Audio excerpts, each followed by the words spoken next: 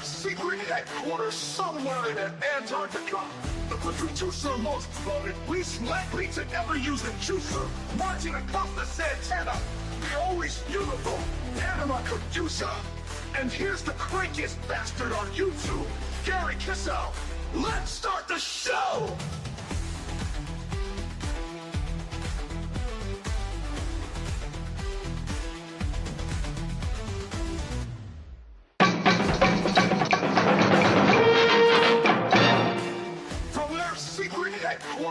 Oh, it's on fucking loop. I fucking hate StreamYard. They can suck a dick. They really can. It's fucking like, loop. Like with the shorts. I'll turn it YouTube. on when I want it. Don't fucking turn it on for me. Auto set. The shorts do it too, and you can't deactivate it. Anyway, sucks. that was me just fucking around a little bit. And I like it. It was okay. I got to finish it because I'm going to do it for shows like when Joe's here. I got to have Joe's name in there. It was fun. It was fun. I wonder if Suno can pronounce Joe. Well, I hope so. It almost nailed Kissel, so it depends on how you tell it. Almost. Mostly. That's mostly. I would hope it could pronounce the most common name in the English language. I mean, you know. John is the most common name. I think shit is the most common word in the English language. I said name. No, I did not say name. word. Name. Yeah, No, I think John is more Joe. common. John, they're John. really close together. Joe and John are close. Yeah, but there's a reason why they say John Doe, because it's such a John Doe? name. Yeah. Yeah, because Joe Doe just sounds stupid. It does. It's like You don't want to have to rhyme when you're. Well, his name is Bob Rob. Bob Rob. His name is Dan Man. Dude, I once found the ID of a guy in Venezuela. In Spanish. Yeah. Martin Fartin. What? Oh, God. In Spanish, Henry is Enrique. And this guy, his name was Henry Enrique.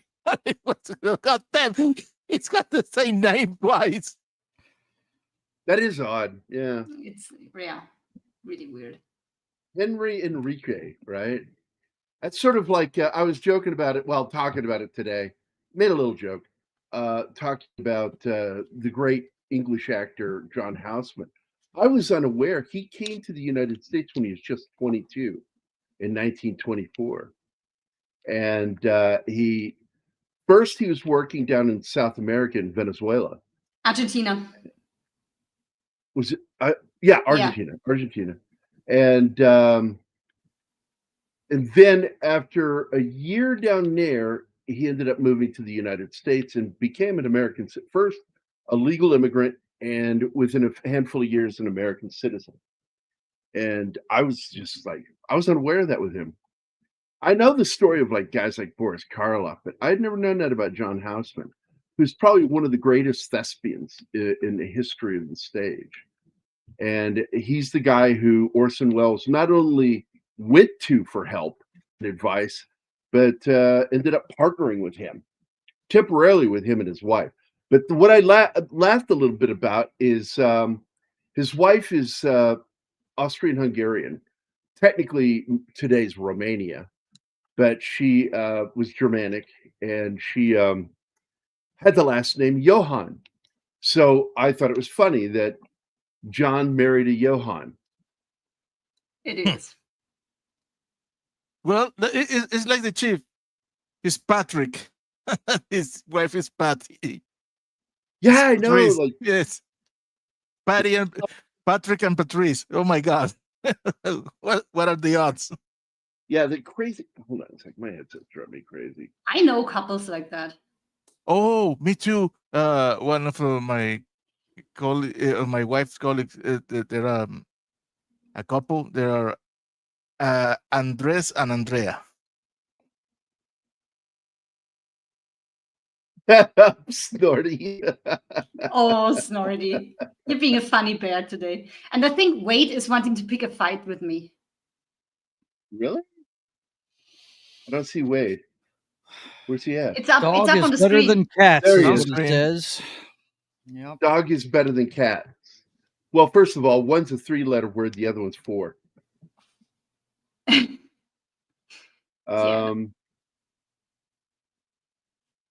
I've had both, and I got to tell you, man, I've had as close a relationship with some of my cats as I've had with my dogs.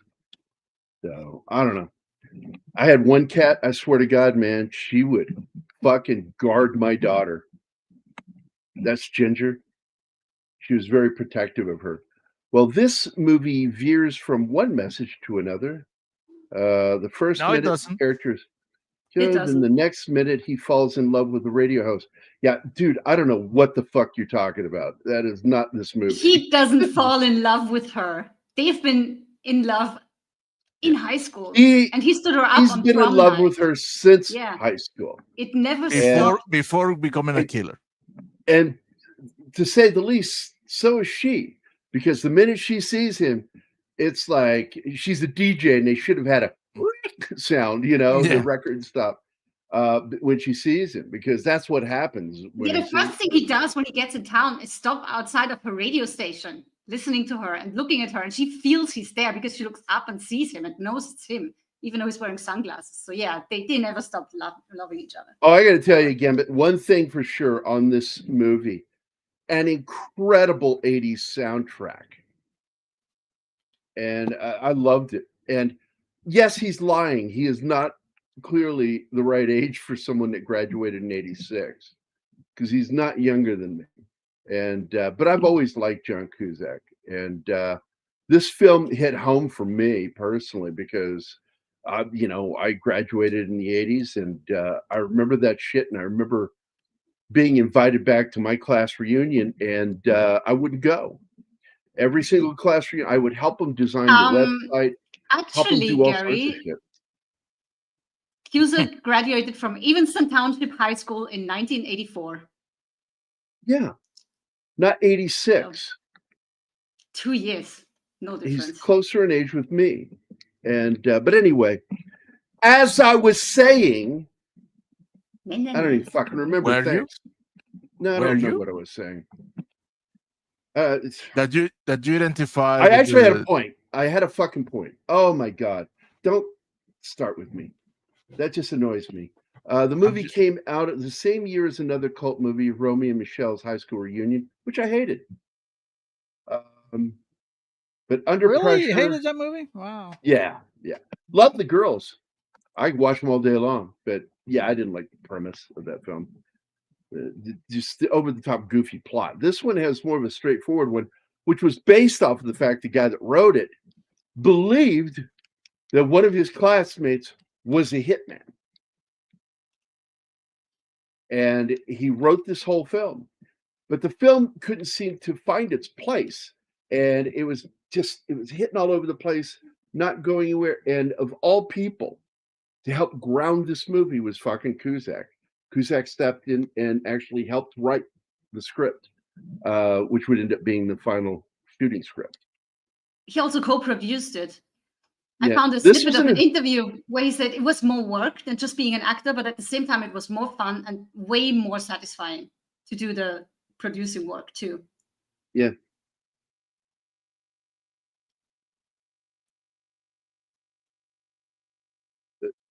Oh, they've fallen. They have never fallen out of love.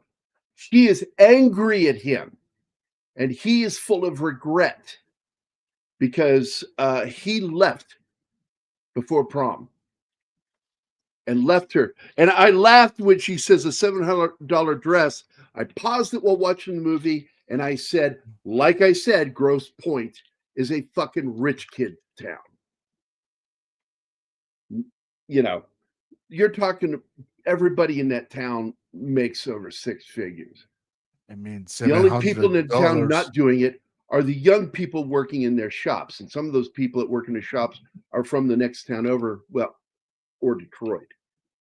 And I'll tell you who's a famous person from Grosse Pointe is Rob Tapert from Sam Raimi's company. And he is from Grosse Pointe. He didn't go to high school with the other guys. He went to the rich kid school. while Sam Spiegel, Josh Becker, Bruce Campbell, the Raimis, they all went to a Detroit high school. So, and I only know that, by the way, because Josh Becker explained to me that Grosse Pointe was a rich kid school and town. Well, Gambit to each its own. I think it's a really funny movie. I saw it for the first time Average. 2 days ago, and I was laughing to no end, man. I found it very funny. And I like the fact that, of course, he had studied martial arts since the mid 80s. And he started because of the movie, the romantic film where he's Say Anything. He started studying it, and Benny the Jet became his instructor. And Benny the Jet has talked about him in interviews about how good he is. And he made some statement that he could stand his own in the ring, but I'm like, I have doubts that he could do well against certain fighters, and especially those of the jiu-jitsu persuasion. And but he learned to do MMA, and he's still a practicing martial artist to this day. Well, John tends to work with Joanne very seldomly. Very seldomly. Yeah. Fuck off. He likes to work with friends and family, though. He says Yeah. it makes it so much easier. And by the way, Bill is in it too. You get 4 Cusack siblings. Yep. No, you need to turn that around. We won't hold it against you because I don't know what the fuck you consider average. This And you is can't compare it with Casablanca. Come on. It's not even the same genre. Right? So anyway, I'm not going to sit here and defend the film. I'm just going to talk about it because it's a And good I don't film. think it's uninspired. I really like what they ended up doing. So we got a film sequel.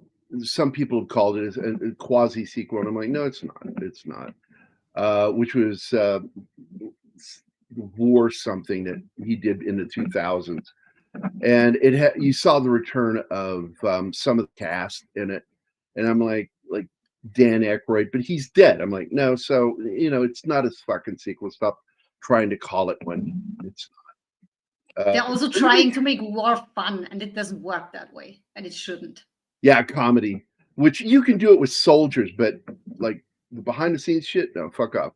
The film had a budget of $15 million, and it earned $31 million box office globally, and so therefore it wasn't a complete dismal failure. Also, it really wasn't that fucking well marketed, so they didn't spend much money on marketing the film, which is, I got to be honest, really unusual.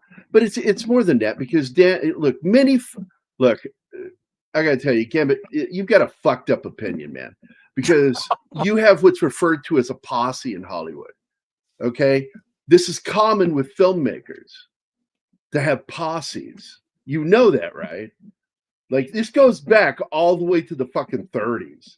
That filmmakers, actors, etc., had posses. They even made a show about it. Entourage. Entourage is about that shit. It's about that group of people that you always work with. And John Wayne was one of the biggest of doing that. John fucking Wayne. So if you're going to call anybody, I'll call John Wayne, using his family in his films. Fuck, how dare he? John Ford using his family in the films. What the fuck is he doing? Come on, Gambit, give it a fucking break. If they're using family and friends because they like working together and they're good at their job, I'm fine with it. What sucks is when they are only in it because they're family and they suck as actors. You shouldn't do that. They absolutely had fun together. And that's what leave really... Sophia alone. Leave Sophia Coppola alone. Yeah. God damn, so why bring her up, man? You're gonna fucking bring me down now because I'm just gonna get angry. Fucking, I do like her as a director, But that woman should never be as gorgeous as she is, never in front of the camera again. Ever in front of Okay, the let camera. me de-angrify you. The scene where he walks into the radio station and Minnie Driver just goes to kiss him, that was her idea, completely spontaneous, and John Cusack was standing there with this fat grin on his face afterwards, so they decided to keep it. I bet she is so... God, I had such a thing for her back in the 90s. But I think one of my favorite, like, single throwaway lines is he refers to Benny the Jet as a ghoul. He says, we got a couple of ghosts here and a ghoul. And the ghosts are the two feds that are, behind him. But then he says, and a ghoul. And I'm just like, that's so fucking mean. It is. Calling him a ghoul. And the guy's his fucking instructor in real life. And I'm sure Benny thought that was funny too. Benny's got a great sense of humor. If you've ever seen him in interviews, really, really nice guy. So the final draft of Grosse Pointe Blank was written by Tom Jankiewicz, not to be misunderstood with Mankiewicz, different family. And Steve Pink and D.V. Fuck that Italian name. Anyway, and John Cusack gets a writing credit. Jankiewicz wrote the initial script in 1991 after receiving an invitation to his 10-year class reunion. He picked the title while a substitute teacher, substitute teaching for an English class in Upland High School, writing the title on the classroom's whiteboard to see how it would look on a cinema marquee. He decided to set the film in Grosse Pointe Blank, Michigan, which is, like I said, an upper crust rich town, rather than a working class hometown of Sterling Heights, Michigan, which is where he's from. Due to the contrast between the two towns, he also factored in the wordplay of point blank range. Yeah. Yep. So, and it was also, there's another film called Point Blank with Lee Marvin. Yep. Which is one of the Parker films. Yeah, I came across that one. De Vincentis is the name, by the way. The what? De Vincentis. Yeah, that name you said that I'm not going to try to say again.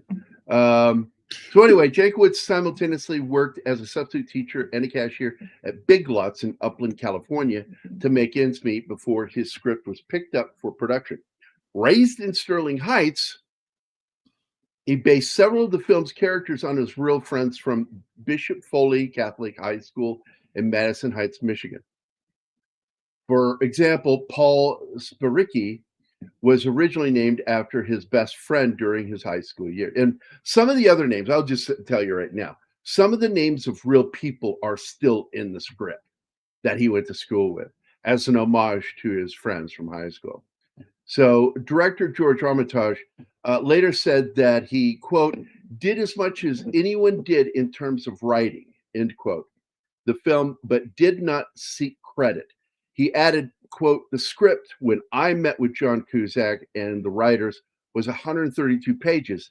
I said, a quote within a quote, quote, look, I'm doing anything over 100 pages, end quote. And then he continued, they said, okay. They did a rewrite and it became 150 pages. Does this sound familiar, Anima, to one of my scripts with Mac? Yeah, that sounds like your Mac. We started the script, The New Vikings, at 126 pages, and it is now at 156 pages. And it happens every time we go to edit it. We take stuff out, we end up adding more. And it's like, I finally turned to him, I said, we're not allowed to edit the script. We have to find somebody else to edit it. I mean, with your graphic novel, you aimed for 120 and you end up with 200? It's over 200 now. So anyway, wow. Director George Armitage later... Oh, wait, I already read that. So they did a rewrite and it came to 150 pages. So I said, okay, you guys are fired. So I spent most of the production rewriting the screenplay, getting it down to 102 pages. Then we would improvise. And I noticed that some of the stuff I'd cut out was in the fucking improvs. They were bringing it back in against my will. But damn it, we had a good time. So there you go. He's saying, even though it annoyed him, they had a good time doing it.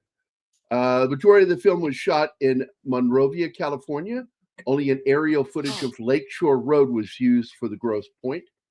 The city did not allow the filmmakers to use any of the shots in Grosse Pointe South High School for the movie due to the presence of alcohol at the reunion. Oh, come on. Hey, strict rules, high schools. I get it. I get that. I get it. So the scene where Martin is attacked by Felix while exploring the halls of the old high school was filmed at Reseda High School, which is in San Fernando. And I do believe that that's appeared in other films for the interiors. The exterior, I don't remember what high school they used. Do you guys? I forget the name of the high school. But they used another one that's been used in film before, too. Armitage later recalled with, quote, "With Grosse Pointe Blank, I shot 3 movies simultaneously. We shot the script as written, shot a mildly understated version, we shot a completely over-the-top version, which usually was what we ended up using. We cast the movie, and I've cast most movies by having the actors come in and read, then throwing the script out and saying, okay, let's improvise. That's what I was comfortable with. I say to the actors, you are creating the character. This is written. These are the parameters that you have to use. This is the basic outline. Now you take this and make it your own and bring me. So I am very fond of Grosse Pointe Blank because of that. The insanity of it was trying to keep things working with 3 different registers to choose from. And I'm curious, I would love to see like a different edit of that from him. Anyway, the serious one. Armitage says of the ending, quote, I'm usually rather rough on studio heads in terms of creative help, but after seeing the audience so angry at Alec Baldwin dying in Miami Blues, I wasn't. I love that he died. He deserved it. Yeah. I decided that on Grosse Pointe Blank, this time, dealing with another psychopath, another sociopath, John's character, I just wanted him to survive, and we shot so many different endings. They were so generous at Disney. We had Michael Ovitz and Joe Roth running the place. They were really great with us. We shot 2 or 3 different endings, the 2 of them getting together, talking about things and everything. If it didn't work, they let us know. And Joe Roth said at one screening, when Father says, you've got my blessing in the bathtub at the end, after the shootout, just cut to the 2 of them leaving. I thought, let's give that a shot. And it's fucking worked. It's beautiful. Because it is. You got my blessing. That made me laugh so hard. Like she's still aiming the gun at him, and Dad is like, yeah, I'm fine with that. So this is one of those scenes that kind of reminds me of The Professional. And I love the fact that he has one target, the guy on the bicycle. You don't know who he's going to shoot. You see this clearly, this secured guy walking out on the red carpet. Is it that guy? No, he's waiting. And then you see a guy on a bicycle coming, and that's his target. But what he doesn't know is there's another hitman around those pillars inside coming out, and it's Dan Aykroyd. And he smokes the target he was supposed to protect. And then, of course, they get mad at him. That you didn't protect me. He's like, you gave me one target. I killed that target. And it's funny. I found that hilarious that he's in a spot. His character is in a pickle with these people. And he's got people mad enough at him to probably order his death. But he's promising to make it up to him. Well, the feds sure want him. By the way, the other reason they didn't want them to use the real high school to shoot at was they didn't want to show that somebody graduating from there turned out an assassin. Which is kind of, come on. This is a movie we're talking about, but okay. Yeah. And he was an assassin for, the military and CIA. Yeah, So he went into the like, military first, and then the CIA recruited him. So it has nothing to do with the school. They gave him a test that showed that he has certain moral flexibility. Yeah, I love that line.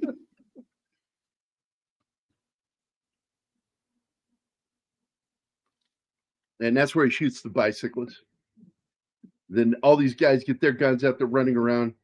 Oh, and she's reading to him at this time as a graduate of the class of 1986. She's turning it in, she's using it for her radio show. Even with him on air, making it a dialogue. I love that. Now, her character is so fucking funny to me because she's a little bit nuts herself. Yeah.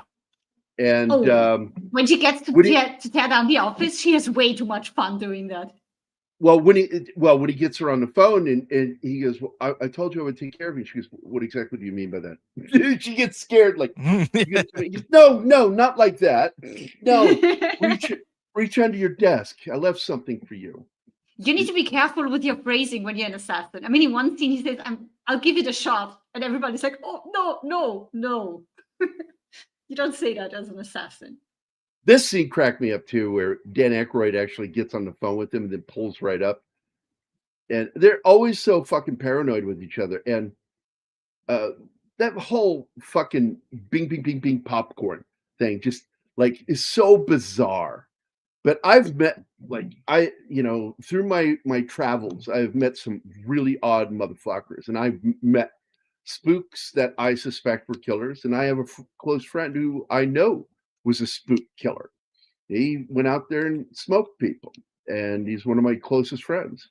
And these guys are odd fucking people. They're odd ducks in real life. And what they found out when they tested him, my friend, was that he was borderline sociopathic. Wasn't true sociopathic, but he's borderline, which gave him that flexibility. Oh, you want a father? I'll give you a spanking. I love that line too. Yeah, that's where I know it from. There you go. Thanks, Slasher Fred. I knew that from another film.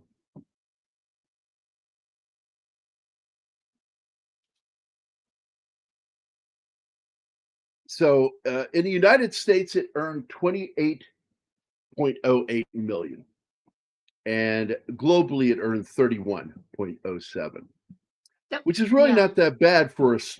Really, this is kind of treated like an independent film. And, well, it feels like one. Oh, I said that before. I said the budget is 15. It's 15, which is considered an indie budget. Yeah. That is anything under 25, even back in the 80s, especially in the 90s, was considered indie. I mean, Blade Runner was shot on an $18 million budget. That was in 82. It cost 15 and it made 31. I think it did well. It was her second performance, as I recall, Slasher. She had done one thing before, which I think was for TV. And then she did The Professional. And I still think there's something up with Luc Besson. His fixation with young women is disturbing. Like Charlie I'm Chaplin so glad Jean Reno did what he did and went for the and said no. He can't have feelings like that. He wanted to be more of a big brother or a dad figure, and that's what he went for, and he refused to play it any other way. Good on him. Yeah, I love that movie, dude. I wouldn't mind doing that film sometime. Rebel Without a Cause. It's an interesting film.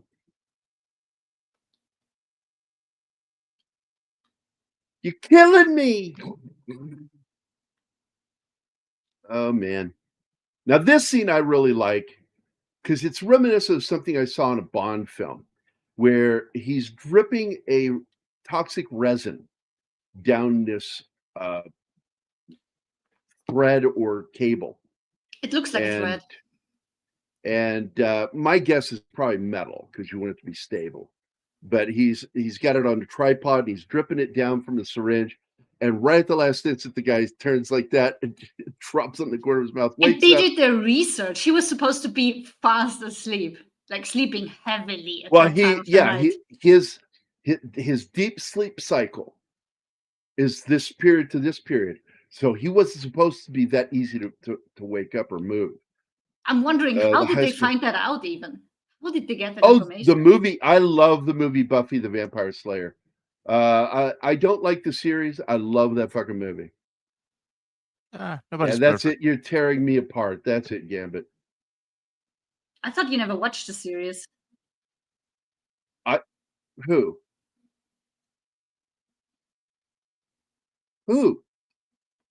What? Who? I thought you didn't watch Buffy, the series. Are you talking to me? I watched a few episodes and I didn't like it. Oh, okay. I thought you didn't watch it all. No, I watched a few episodes and I couldn't get into it. Did not like it. But Oh, I it's enjoyed perfect. Angel. I enjoyed Angel. It's the better show, no question.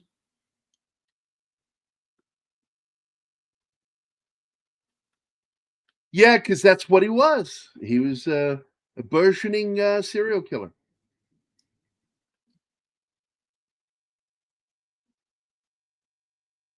Yeah, that's what he yells at his parents.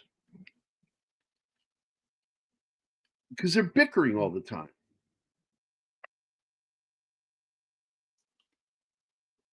Yeah, she's like, sir, they're very unhappy. Well, I'm very unhappy. Because it got messy. He had to get downstairs and shoot the guy. He had to run downstairs and shoot the guy, Yeah. and they said we wanted him to look natural. Like heart attack in his sleep, yeah. And it was such a neat plan. It sucks that it didn't work. I love the Sergeant Pepper joke about her outfit. You just stand there, Sergeant Pepper, he says. Yeah.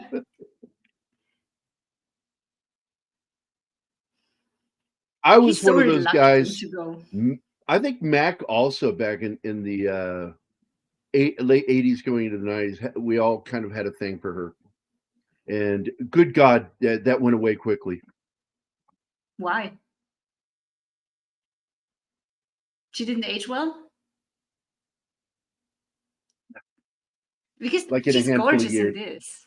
She's gorgeous in this. I thought she was good looking in the Addams Family.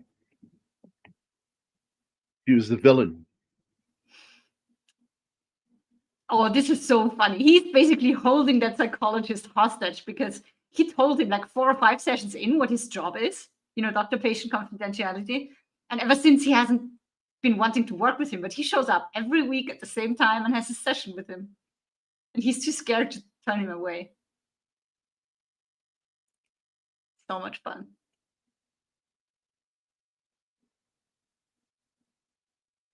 And he threatens him too. I know where you Yeah. live. And plus, I know where you live. You see there? Now, you see there? He says, makes me very uncomfortable when you say things like that.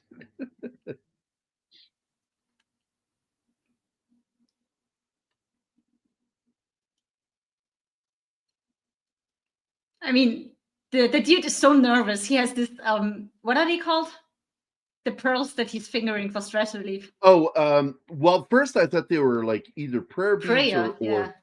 or maybe a rosary, but then I went and looked it up, and it's like no, it's they're called not concentration beads, but they're for they're set up Stress in, relief, basically.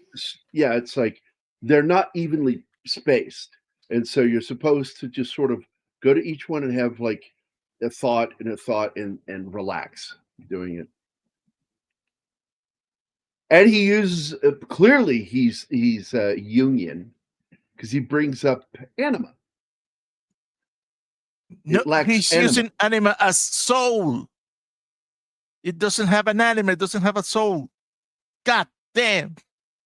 That's what it means. Anima is the Latin word for soul, which is why it is in my name.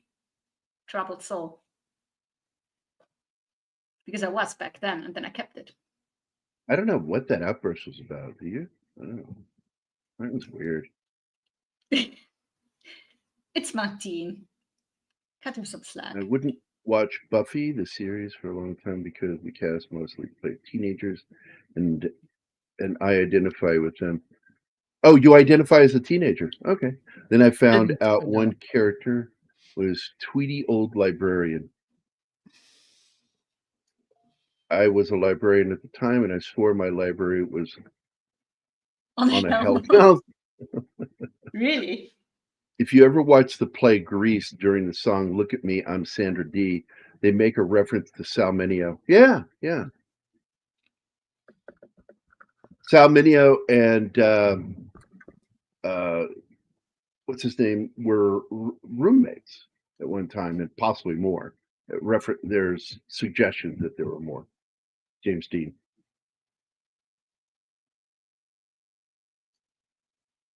Yeah, very bad things.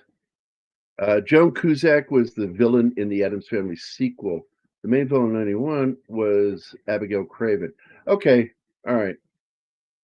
Either way it goes, yeah. She was in Addams Family. What was it called? What was the second film called? Family Values. Values. Family Values. Yeah, that was it. And she was a villain in that. I liked her in that. James and Sal. Yeah, that's what I've read.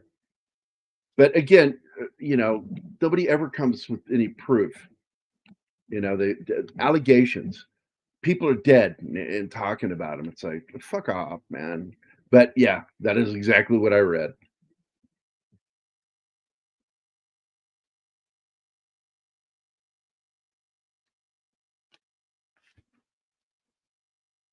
Michigan. Worst state I've ever visited. Really? Why? Oh, I hated the smell. I really hated the smell. What? That is the only shot in the film that was actually shot there, because they weren't allowed to shoot in the township proper. Yeah, if that's a rich township, they don't want a movie like that made there. Yeah. It's sort of like Brando's ex talking about him, and it's like, we'll never know. We'll never know. It's just allegations after somebody's passed away, and it's like, I don't know. What's the point even?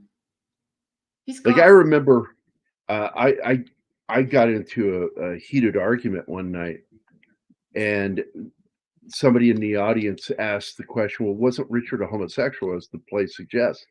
I said, well, there's no proof of that.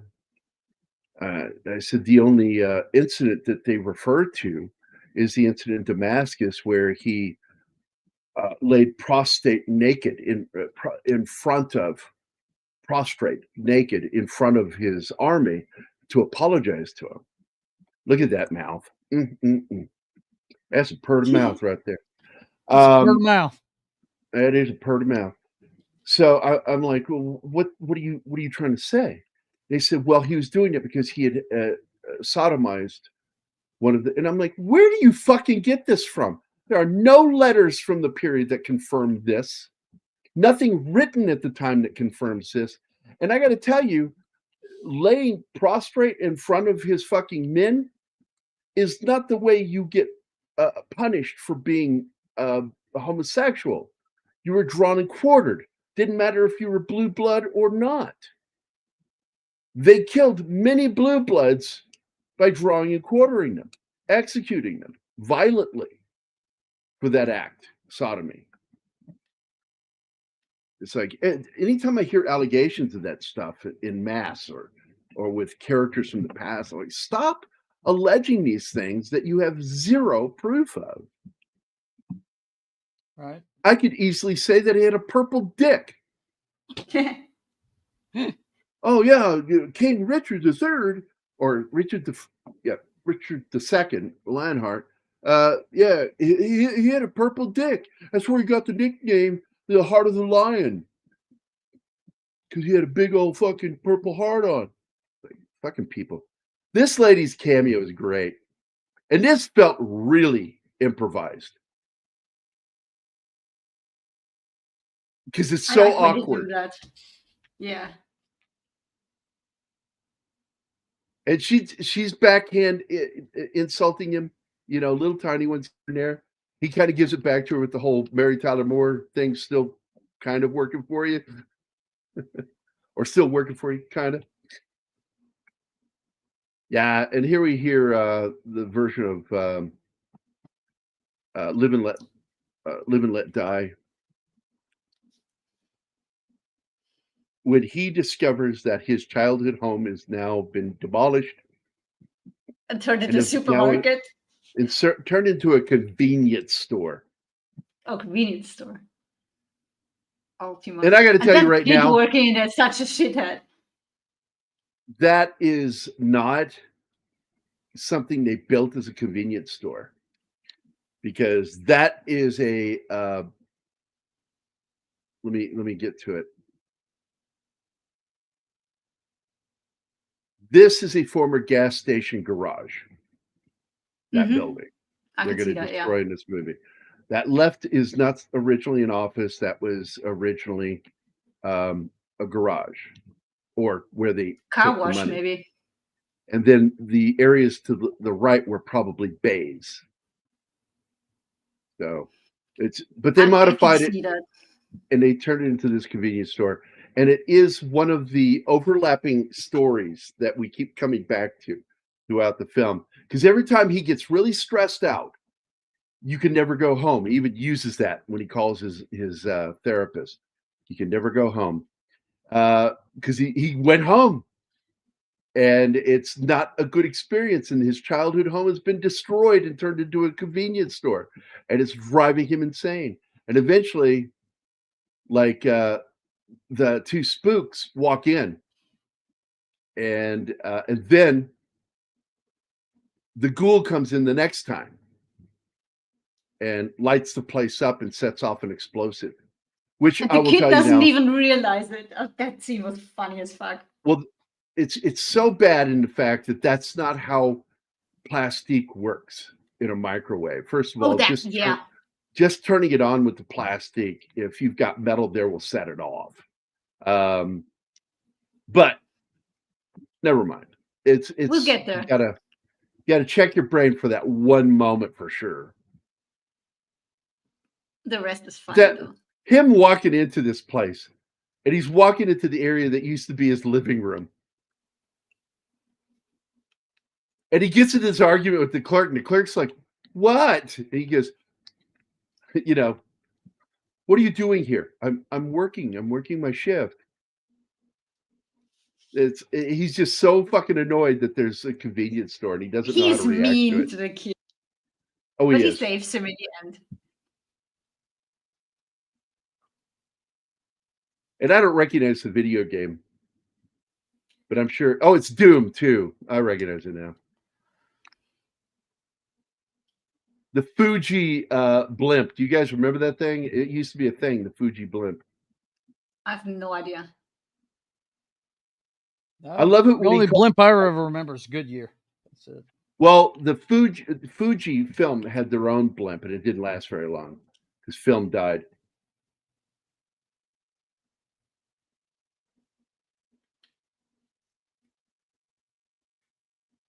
Sounds like Here's what 11 Alpha has to say.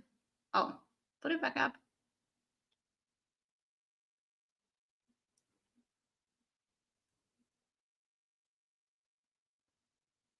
That's an interesting take. they meant to get it wrong. That way, the bomber that watched this movie kills himself because he would die the moment he turned that microwave on. With metal inside, probably, yeah.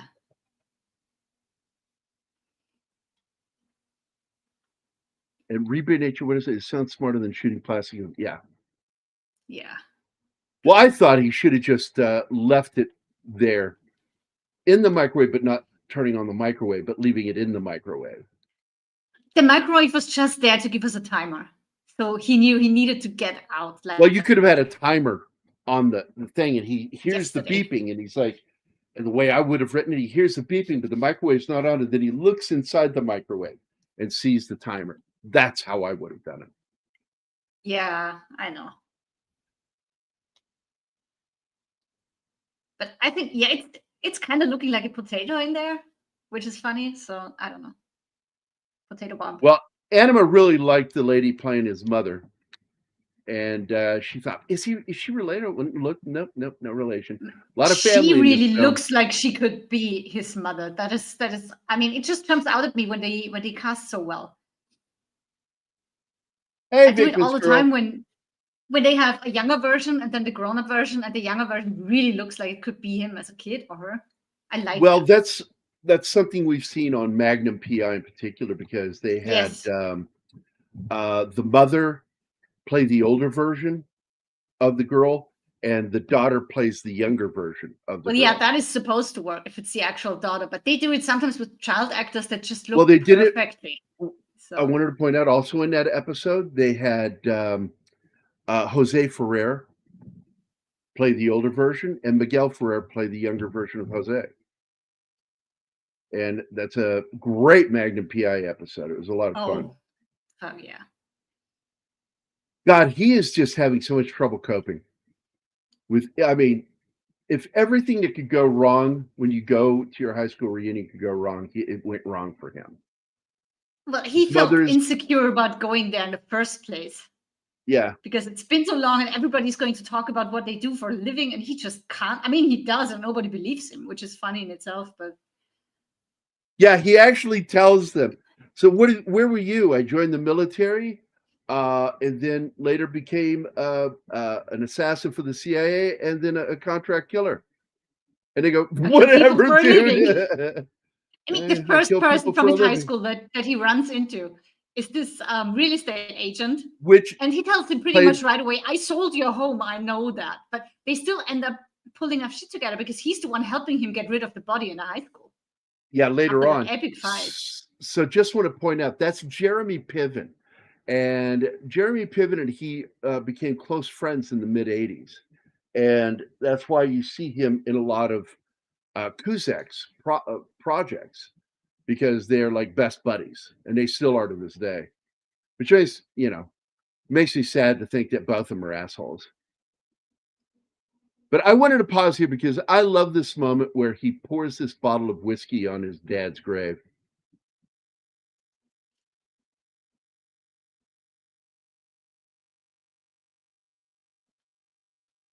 And I never really understood what that means.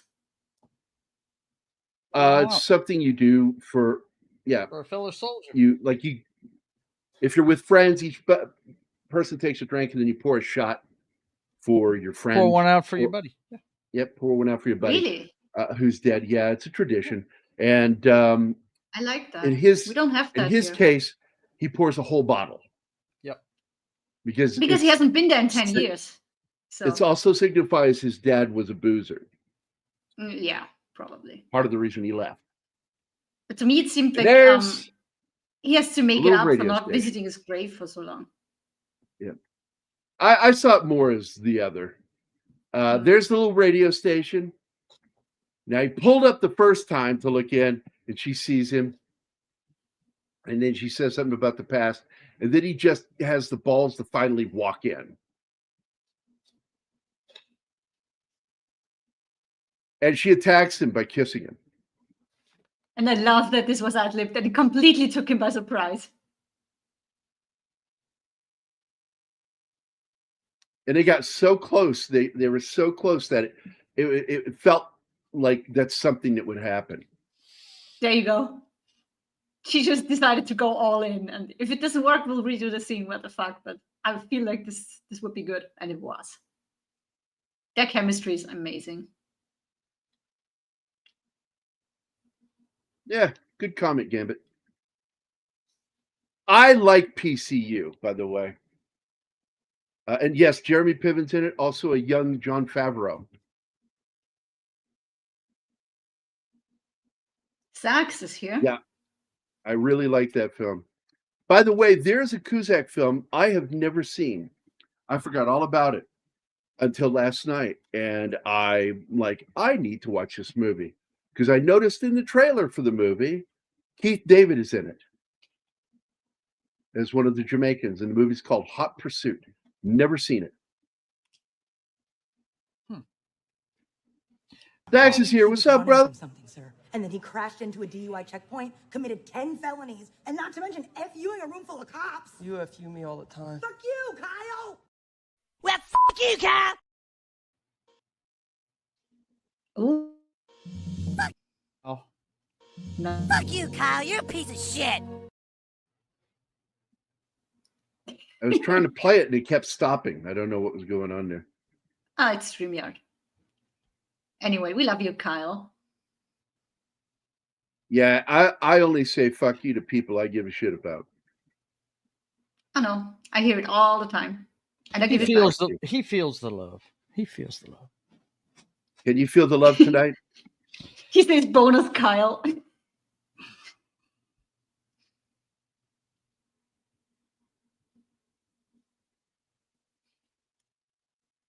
And here she's just talking to her audience about what's happening.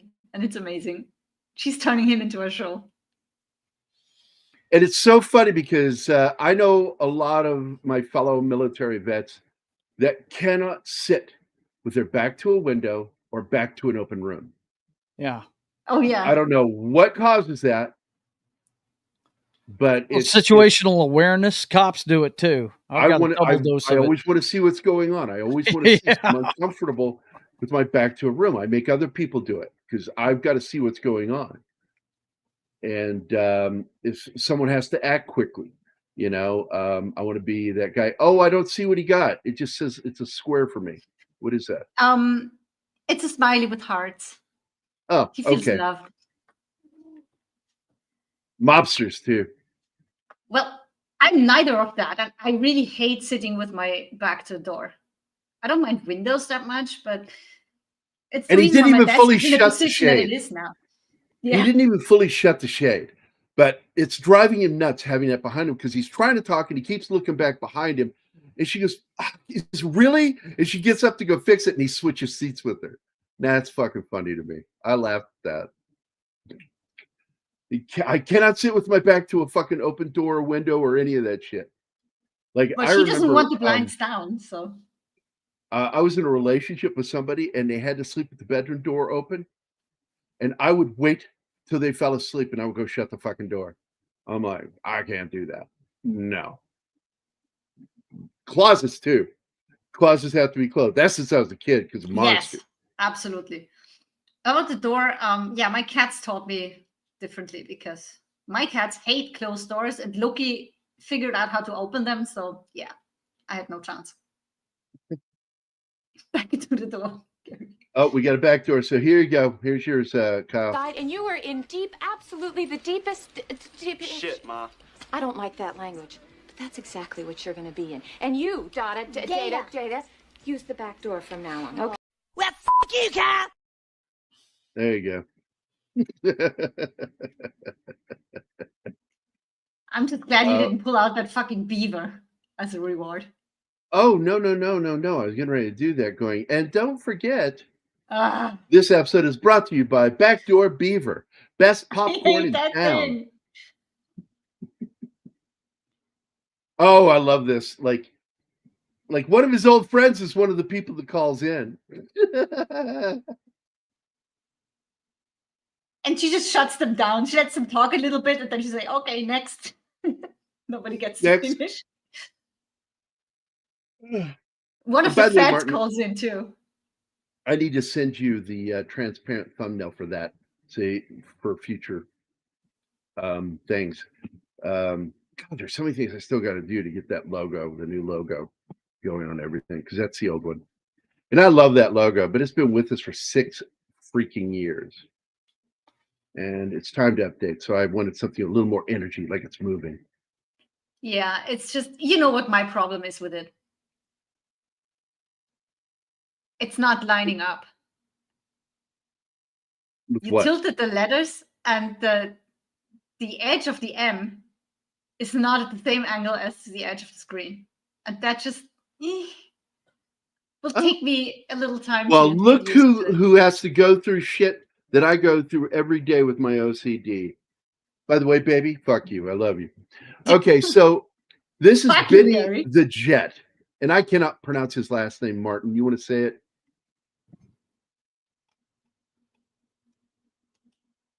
Martin is muted.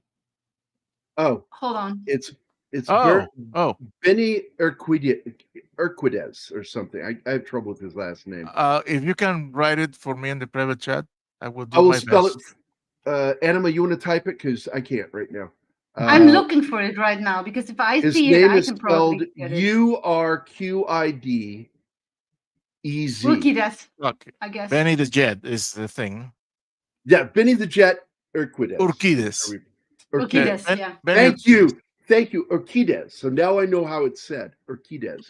I fucking love this guy. He's came in one of my close. favorite Jackie Chan movies of all time, and that's Wheels on Meals. And that fight scene is listed as one of Jackie Chan's greatest fight scenes. And no shit, I agree with that sentiment. Beardy, I watch his channel, martial arts channel, and fucking love when he talks about this stuff. Benny the Jet is a beast, still alive, still kicking. And it's Especially just a- kicking. especially he still trains. He still works with Cusack occasionally. Well, that guy there, he's Cusack's trainer, which makes it Yeah, even that's better when they go at Benny. each other. Well, they know each other's moves, and his kicks are really. This is what's amazing is he learned. Oh, there it is, Jeremy Piven, his old best friend. And this is the first time he says to somebody what he does for a living. Yeah, but he Because doesn't they believe him. And he doesn't believe it. And he goes, where were you? 10 fucking, he says it. Yeah, he Where keeps have you going been? on about that. He says where he was, and then he fucking takes another hit off the joint. He goes, 10 fucking years.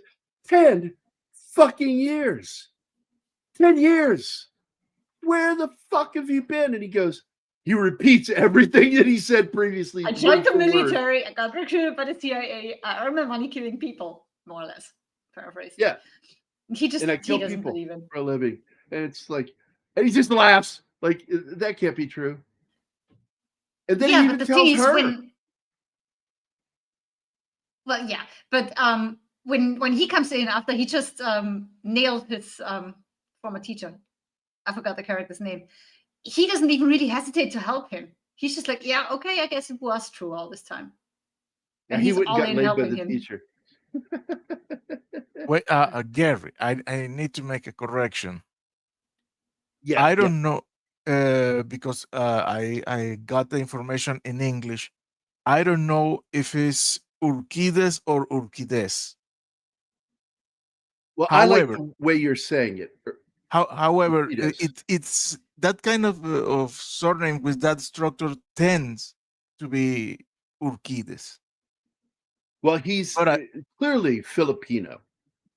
And so it is Spanish. Yep. Because some of them speak Castilian Spanish in the Philippines. So I think you're right. I think you're right in the way you're saying it. I also like the way that sounds. I'm gonna have to practice that name because I will be talking about Benny the Jet more on this channel over the next few months because I will be bringing in movies that he's in. I fucking love that guy. So anyway, I love this. Isn't there some sort of Frank Lloyd Wright connection with this? And it does kind of look like the traditional homes that Frank Lloyd Wright designed as an architect early in his career. And here comes the friend, and this is the guy that called in and says, well, he doesn't really sound like he really means it. I don't think you should give him a chance. What a shitty friend. Yeah. And I love this scene because, he kind of gets shit on a little bit by John here, but then fucking Jeremy Piven's character just walks in and just shits all over him. He's not even a real cop. He's just guarding that Security guard. community there. Yeah, he's a better security guard. I mean, he says they train for like 3 weeks or something like that. It's ridiculous. I remember I did real security, and the only reason I got that job was because of my military experience. And I went and did it, and there was this one night in Seattle where I thought that it was going to end up with me shooting this kid. And I'm sitting there just with all my wherewithal to try to, de-escalate this situation. And my partner shows up and he steps in too, doing the same thing. And we both, I think with the both of us standing there, all of a sudden that de-escalated the situation. But by myself, that kid was wanting to ramp up and I was going to fucking kill him. And he had no idea, how fast I was. He thought, I'm going to get my gat and fucking smoke this white cracker. And I was like, dude, please don't do that. I don't want to have to smoke you, man. Hey, it's Bush Vereen.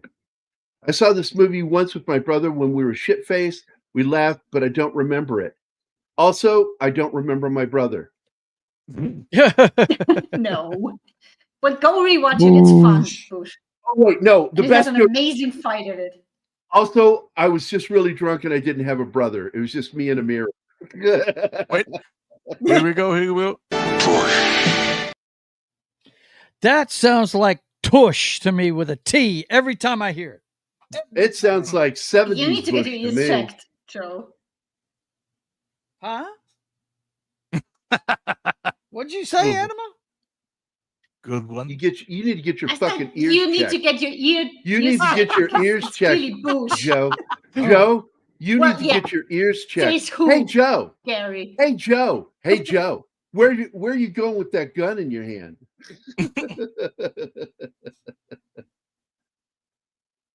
Oh, fuck off with that. Please not. Really? Man, Wow. I lost my brother too, man.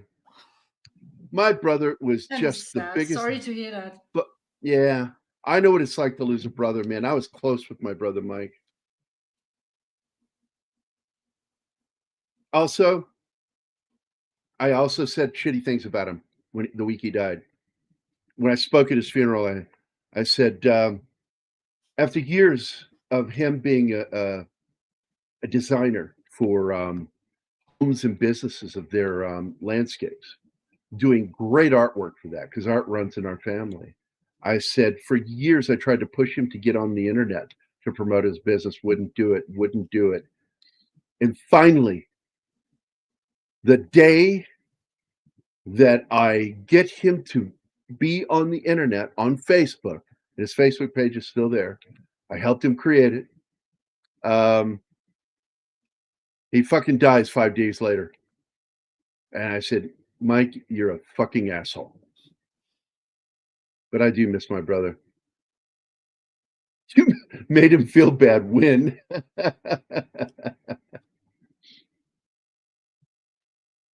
Yeah, man. Fucking losing your brothers. I fucking hate it.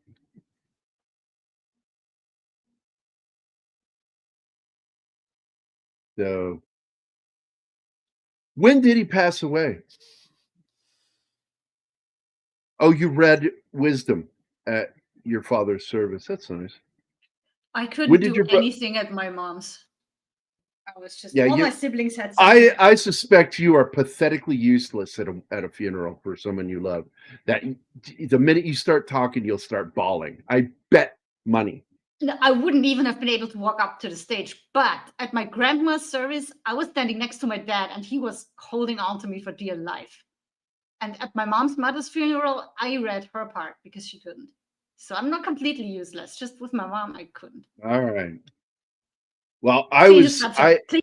I It's too held it sad. together mostly because of my nieces, because I love those girls, and I'm still close to all my nieces and nephews, and also for my own dad when I had to go to speak at his funeral. I spoke. I almost my voice cracked at one point when I was talking about something that we said, and I was talking about that time when he was scared he was going to die from the cancer, and I said, Dad, you are too tough and mean a son of a bitch to ever be killed by something like that. You'll be fine. I mean that. And I don't know. I miss my dad. So anyway, Jeremy Piven was recently in a Swedish soccer commercial that I watched, and he was going crazy with winning. That's something I bet he was good at. Though, if you want to see a movie with him, we started watching. We haven't finished it yet. Is oh crap! I just forgot. Ryan Reynolds' FBI movie. Number Lock is 11. No, I like that one Huh. too. I like that movie. No, the Smoking other Aces. one, Smoking Aces. Smoking Aces. I fucking Aces love is that funny. movie. And Jeremy Piven, watching him fall apart in that movie was great. His eyes were so bloodshot. There, Oh my there, God, Anima, yeah. right there. That's Jiffy Pop popcorn, and it's hanging by its little wire handle. And you pull the paper top off of it so you see the spiraled aluminum foil, and then you put it On the over a stove. fire or on a range, and you shake it and you shake it and you shake it, and it begins popping, and that foil unwraps and becomes like a Turkish turban from the Ottoman Empire. It's fucking great. And that was the joke I made when we were watching. I said, "Oh, his popcorn's done," because he had a big turban on. We have Sander here. Hey, Sander. Oh man, right. Seriously, right when you get here, you're gonna waste it. Not gonna try to get it later. Oh. Sometimes you disappoint me, Sandra. I'm sorry. I say that as a friend that loves you. Is it in this room? I don't think it's in this room. Nope, it's not in here. Nope, there it is. I found it. I've got 5 terrace going southeast on Bakalakadaka Street. No. Not that. Bush.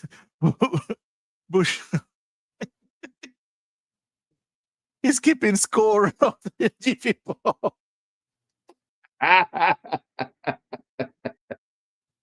Great fucking shootout scene. Crazy fucking weapon handling here. Just not very good. Not very good weapons training for this film. The things guns doing this back and forth thing. Yeah, this isn't how C4 works. Just, I don't want to give you a lesson on how to do it, but they should have just had the microwave with the light on, because you can actually hit a button and turn on the microwave light, and him look in and have a timer on the plastic. That would have been funny, and would have been more believable. But as he runs out of the place, he runs past the kid, then he runs back and grabs the kid to save him, and the whole place gets destroyed. Oh, man. Hurt my stomach. Like such a whiny little bitch. You know, I will tell you one thing this movie is missing. Pudding. Woo! This movie needed pudding. You know, by the way, I think all of us should eat pudding when we do that movie. Everybody should get like a snack pack, Del Monte or what have you, pudding, and eat that while we watch the movie. I think that'd be fun.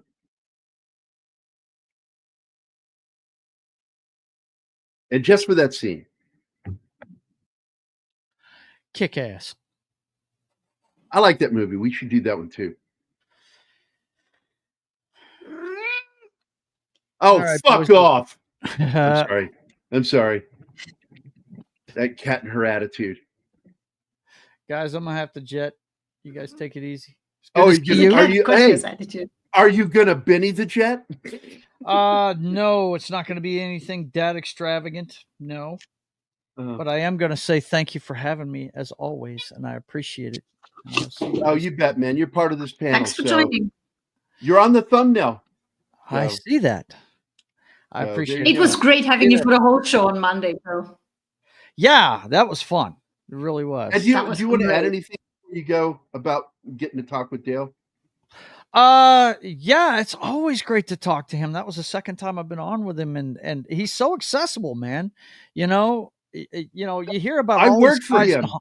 I worked for him. I talked to them almost every day. Mm-hmm. But I want to do a film soon, and I don't want to bug him because I feel like, I probably should do that.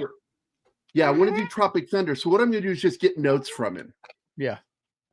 On the film. Because I know a lot about it. The thing about him is, man, you hear all these horror stories about all these people in Hollywood just being total, just nose in the air, not considering other people. And he's one of the good guys that doesn't shit on people. He actually wants to know their opinions and enjoys hanging out with folks, man.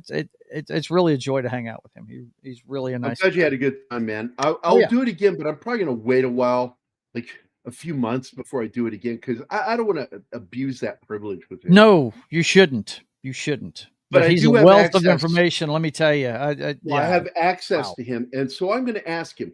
I'm going to tell him, I said, look, I'm not going to bother you to come on the show, but we're going to be doing Tropic Thunder soon.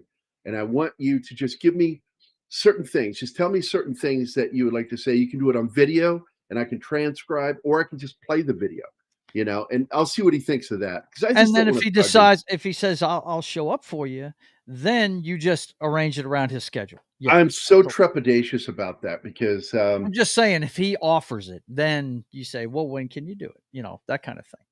But I will tell you, I have talked to his son, Chris Dye, who's also gifted, works in film and in the music industry. And he's going to be joining us soon to talk about his new album he just released. Yeah.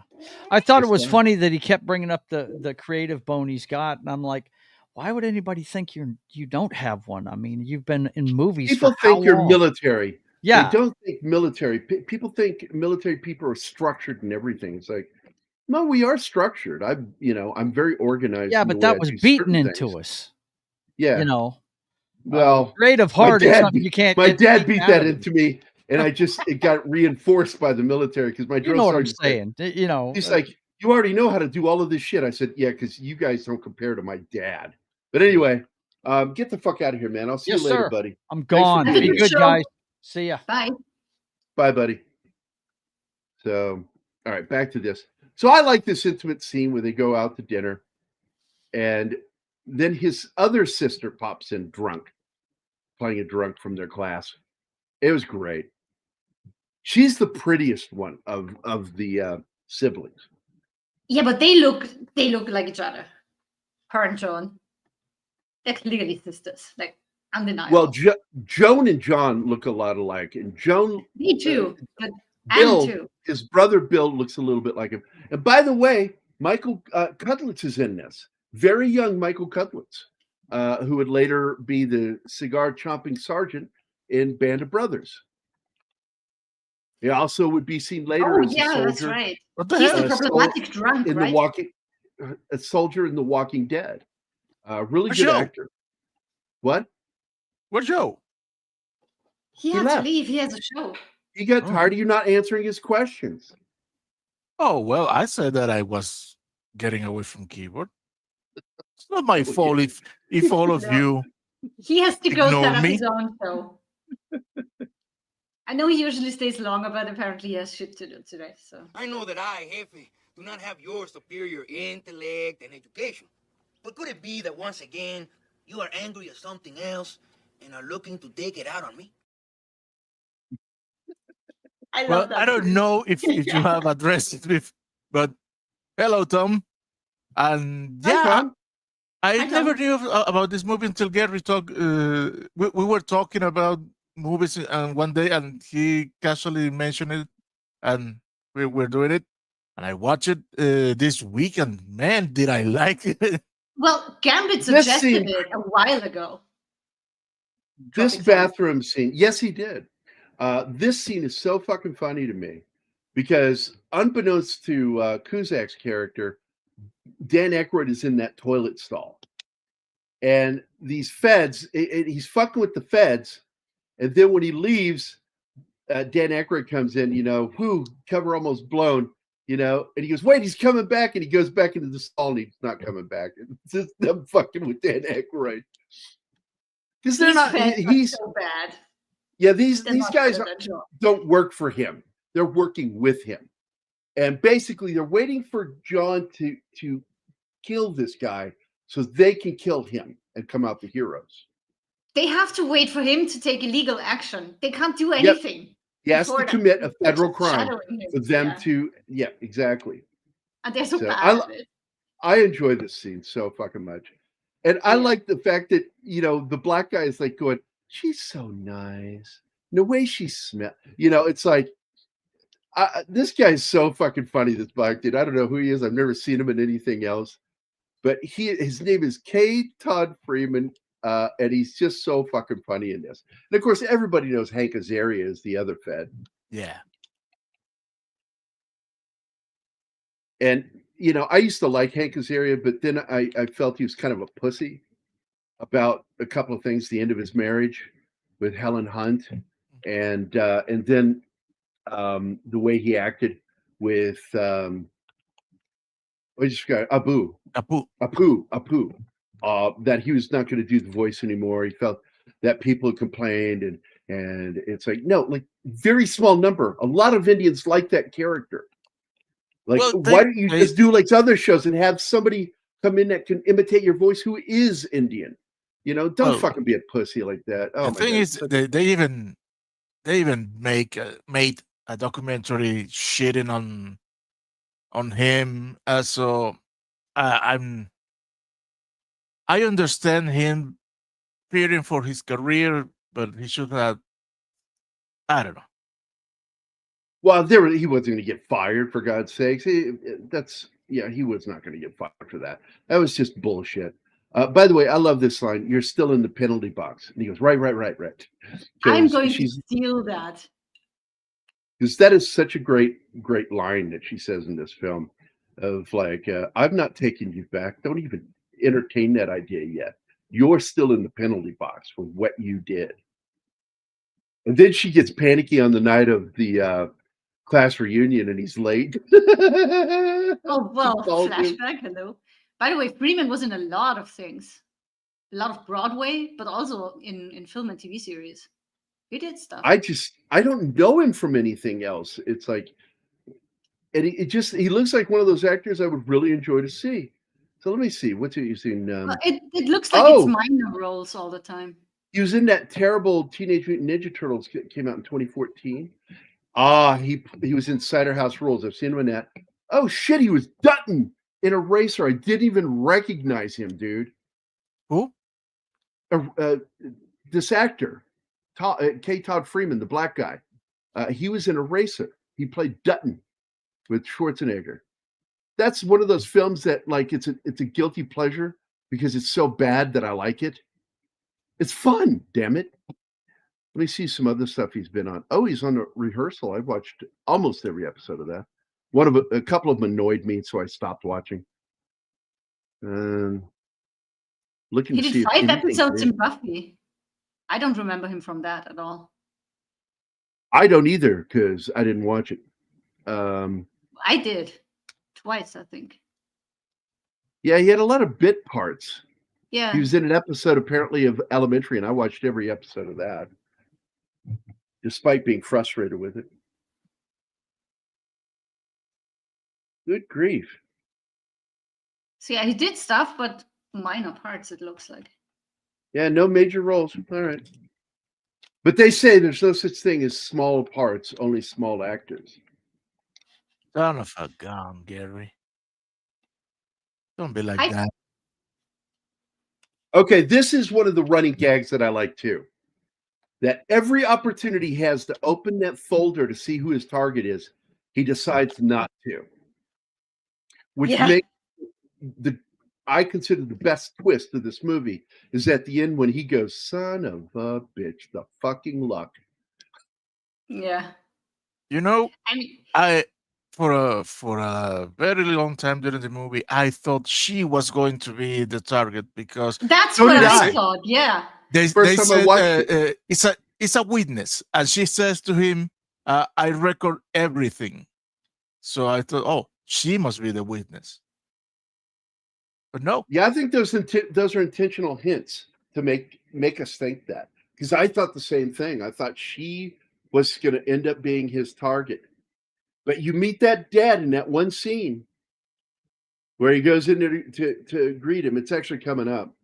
Yeah. And she's getting ready. And by the way, it still bugs me. And the dad paints a picture that he has of him, and Cusack says, yeah, well, I sure hope I did not turn out that way. I'm not like that. Yeah, he's like, I'm talking like I did a lot of jobs, corporations, government, 6 figures. Because I went that way. And he goes, however, oh. I like how the dad was oblivious to him. And like he really doesn't pay attention to his answers. But I feel that it was lacking in that conversation a line saying something like, "Don't you break her heart again." Yeah, well, obviously he stood her up for prom night, so Dad would remember that 10 years later. Okay, I love this fucking scene in the bedroom. It's so fucking cute. She is so adorable in this scene. And you just want to jump on that bed with her and do airplanes with her, picking her up with your feet. Speak for yourself. She's just fighting herself not to Yeah, I speak as myself as somebody who scooped you up and frightened you when I picked you up. Just scooped you up into my arms. Remember that. You didn't frighten me, you just surprised me, because that came out of nowhere. That's a form of fright, being shocked. No. I didn't say you were scared. I'll never be scared of you. Is that the same bed? He's this same bed, emphasizing the words. And she smiles. I like that. Gary, stop the show. Hi, Penny. I need to address this. There's a sublimation in the chat. Oh yeah, I saw that. The betrayal, Tom. The betrayal. Oh my God. Et tu, Brute? Et tu? Even with backdoor stuff. Without the backdoor stuff. So you're not going to be fun anyway. So screw But that. you cannot use the Bakalakadaka Street. That is ours. No, that is ours. Neither the beaver. Beaver is ours. Oh, he can have the beaver. I'm fine with that. I don't know. Let's ask Brian what he thinks. That's it. Show's over.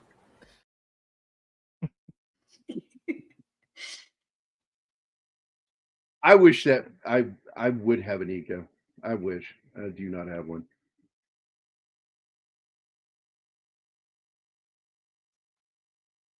Why? Wait, sorry.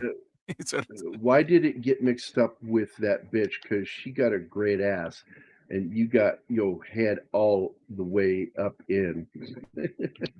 What's he talking about? It's a quote. I don't know. Is it in the movie? I don't remember that. No, I don't. It's not in this one.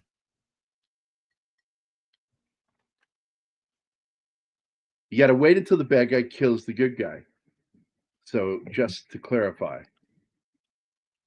Yes. They are just idiots. Yeah. Oh, from Heat, says Bush. I haven't seen that one. I like that movie, Heat. I do. We need to do that film.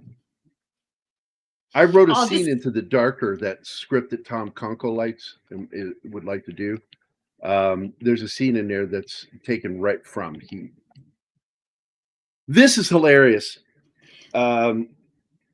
He sees him come in and he pulls out his pistol and jacks a round into it, which is funny because usually guys like that, they already have a round in the chamber.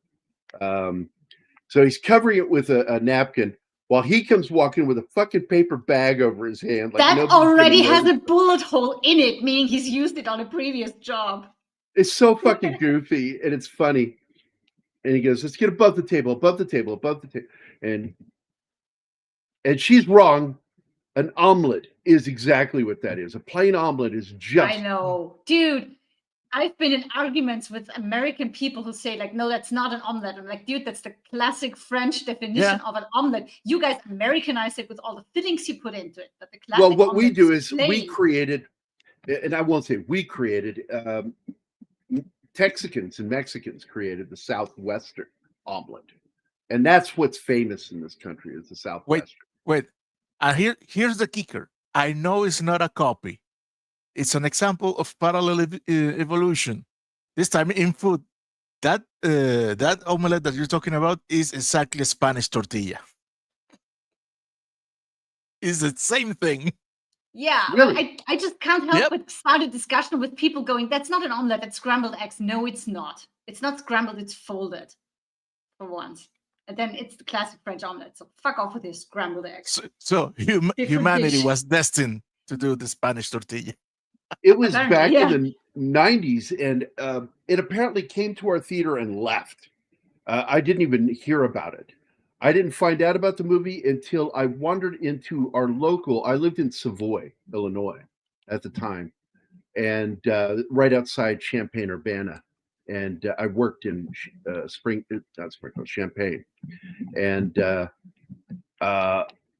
film had a huge cardboard poster stand up when you walked into the family video. And I looked at it and went, oh, well, that looks good.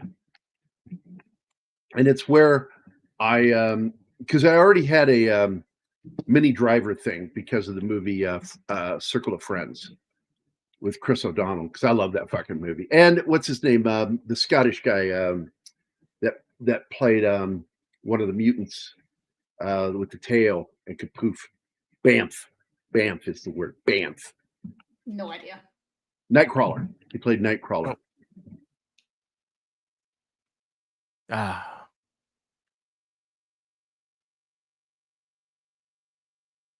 Oh, well. I'm just gonna look up Caps. Go. No, let me have a fight with Bush.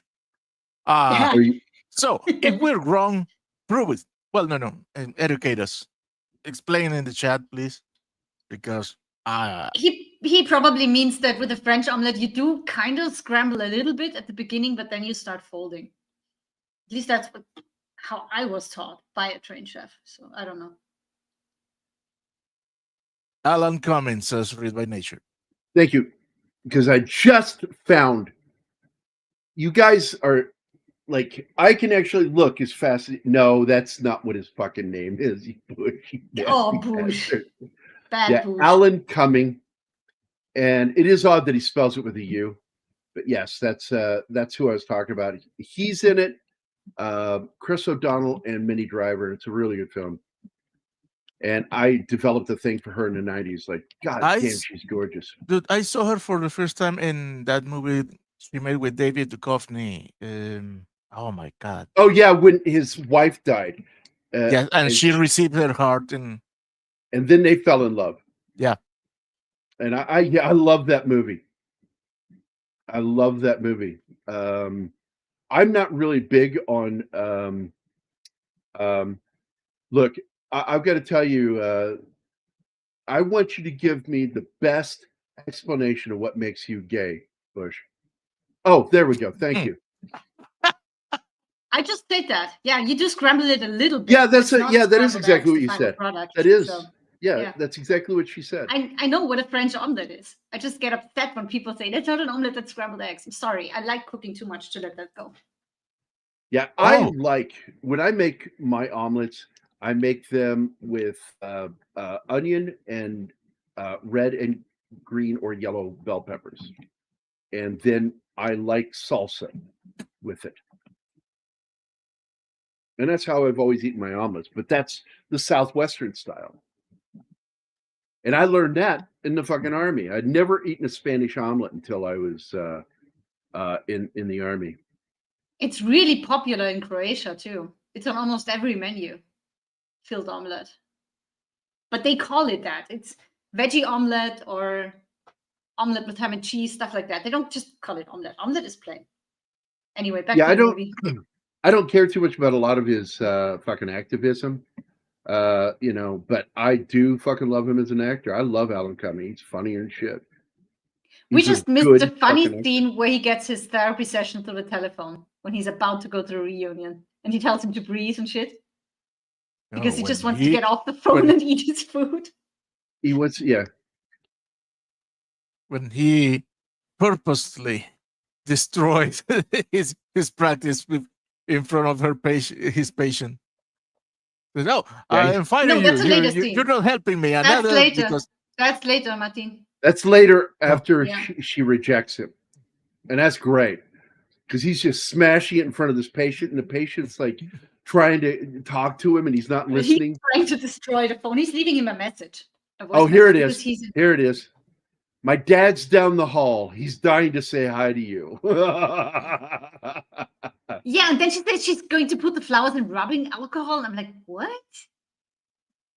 Killed him. Why? Yeah. She's being shitty to him. Yeah, I know. I like the way he doesn't go close. He always keeps his distance when he shakes people's hands. It's fucking funny. Comes with the job, I guess.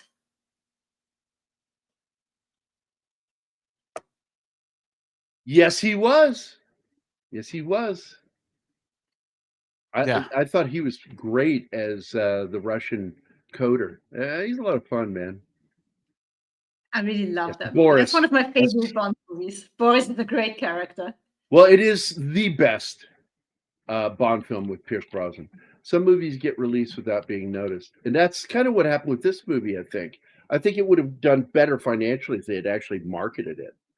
And because I was already a John Cusack fan.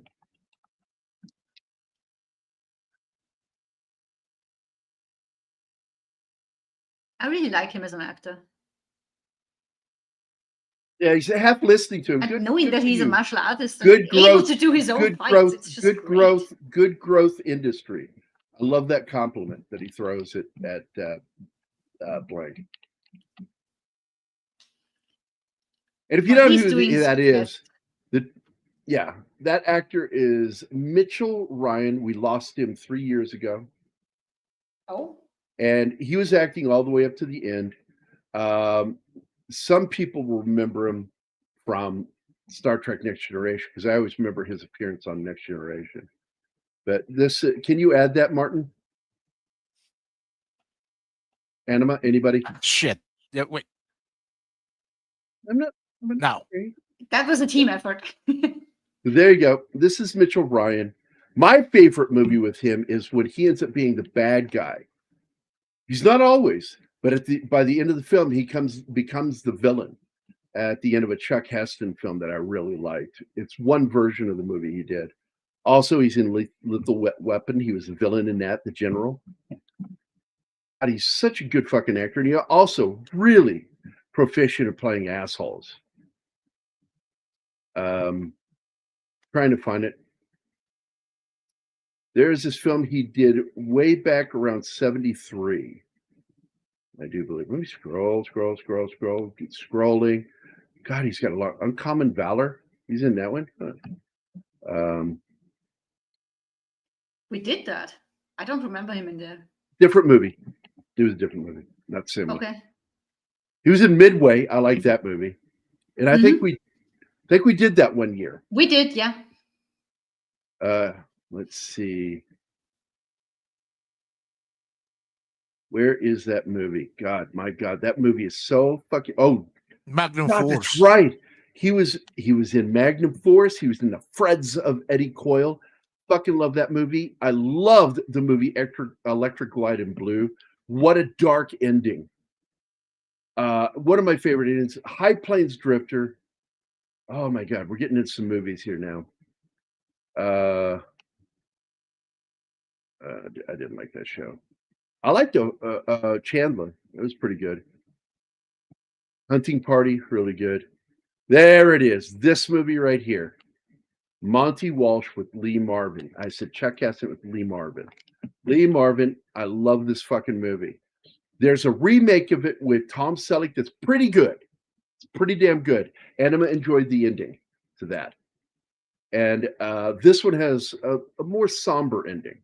But he is. Which one are you talking about? This movie right here that's on screen, Monty Walsh.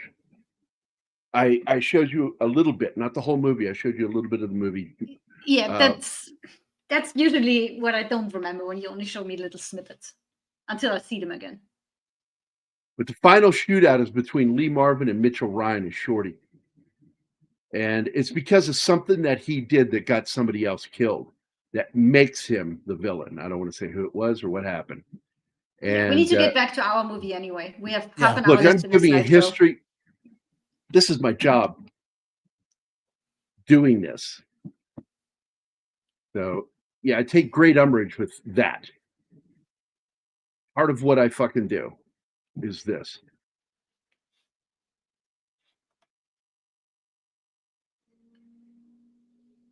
I finished one tea. Out of my second. I made this tea myself with my own urine. You have to be so fucking gross. Well, look at that beautiful amber color.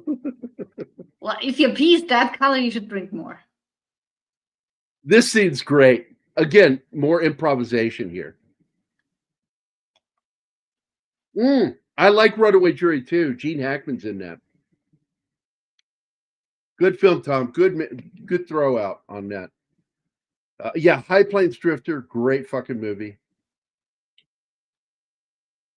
I saw the making of one 2 weeks ago, and I was utterly grossed out by that. That's a little bit too underdone. Yeah. Yeah, I think you were there with me when I watched it. It's like, no. I stopped the video. I don't want to watch once in a while. Yeah, no. And the Japanese like fucking swallowing slimy crap. I just don't understand that. I like my yolk runny, but the white has to be set. So an omelet can't be runny because that means the white isn't set yet, and that makes me gag. I thought he was in that episode. That whole episode. Huh, snort. Okay, thanks a lot, man.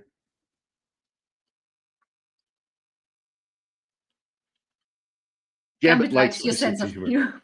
What sense of humor? He's an asshole. I'm an asshole, but I'm an asshole that goes in a specific direction. Yeah, into the back door.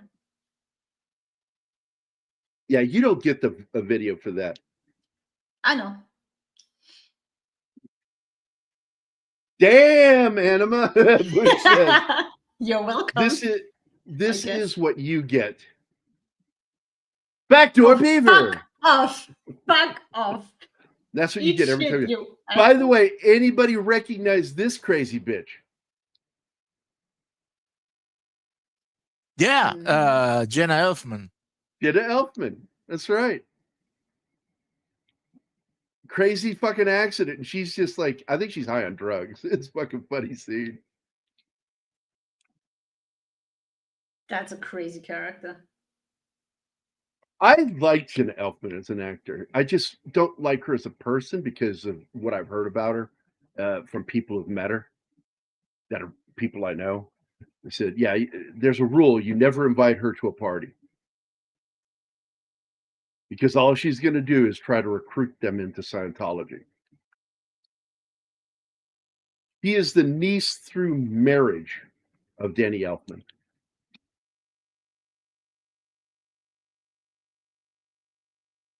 By the way, I'm sending Bush an invitation. Bush, be ready on your ex. We're going to solve this omelette thing once and for all. The what thing? The omelette thing. The omelette thing. Yeah, but oh, omelette. Okay. Yeah. There you go, Bush. Come in here and defend yourself. I don't think he has to defend himself. I think that he had some valid points. The fact is, he was right, at least on what I read. NHS, man. I never got put into that.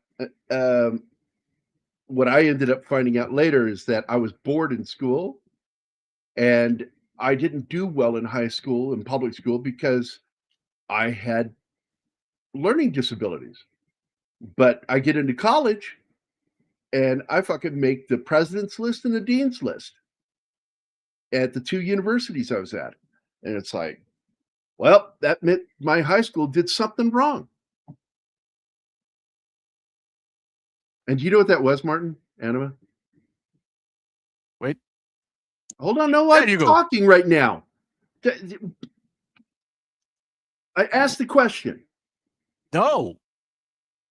The fuck? Never mind. Fuck it. Go on with what you're doing. I don't know the answer that you want anyway. I'm answering your question. No, I don't know what your high school did wrong. By the interruption, I lost my train of thought and I forgot what the fuck I was doing and talking about with the NHS. I'm sure chat can help out. Chat can help. Chat is very helpful. How you didn't make any lists in high school, but then you did in university. I made president's list and dean's list, and I asked, "How did that happen?" Is what I asked you guys. Do you have any idea? No. You blew the principal. Okay. No, because there is no principal in college. Dean. You blew the dean. Nobody knows the dean, except for Dean Martin. No, they left me the fuck alone. All the way through high school, when I would do things to help relax me in class, they would always make me pay attention, which is when you've got ADHD mixed with OCD is just no way to fucking learn. Well, I have that too, so I have to interrupt you, and I have to say, what I used to do to relax myself got me kicked out of class. Yeah, you jerked off in the middle of class, you nasty motherfucker. Good, you got the joke. Christ. Hey, look at that. He got the joke. We went over one of the cutest scenes here when she makes him hold the baby and he's so uncomfortable, and then he just stares the baby there in he the is. eyes and they start interacting. I love that.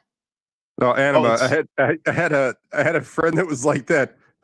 It's through. I knew these guys through high school, and they went to different colleges, and then after college, we kind of met back up again, and some of them had babies, and he wasn't autistic, but he was definitely OCD and like borderline autistic. And my friend Matt's wife hands him the baby, and he has the baby outstretched as far as his arms can go. He's like, I don't want to hold the baby. I don't want to. Oh, just hold the baby. Just hold the baby. And he goes, okay, because he's kind of borderline, and he just says yes and holds the baby as far away from him as possible until someone else comes over there. Is like, what are you doing? And he's like, I don't know. That's funny. Yeah, it's like some people aren't comfortable with babies, but Gambit says, yay, Boosh is entering the podcast. Also, I paused it for a fucking reason. I wanted to point out, there he is. That's Michael Cudlitz. You know him from Band of Brothers as well as The Walking Dead. And he's a drunk in this, causing problems. Well, at the party, at the prom, he's drunk. But he's a guy that's, thinks there's some sort of grudge between him and Blank. And I love Blank just talks to him. Man, this doesn't exist. We're just here, man. What are you going to do about that? What are you going to do? And he pulls out a fucking poem to read him. It's terrible. Well, the fact is, he's already drunk when he arrives at the party. And then he reads he arrives drunk. It's so bad. Can I ask a question? Is this the one where Cusack is supposed to be a hitman? He is the hitman. He is a hitman. Oh, he is the assassin. He's an assassin. But there's another one where he's not part of the mob, but his girlfriend is. He's not part of the mob here. He works for the CIA. Yeah, he does contract work for. They hired him corporations. Out of the military. Okay. There's another film. Go ahead. Yes, sorry. The Lord of War, whatever that movie is, and I don't like that movie. No. I like Lord of War. This is around the same era of this movie, where he is dating a chick that I think is connected to the mob, and has to kind of pretend that he is like down with the mafia. Cusack's character.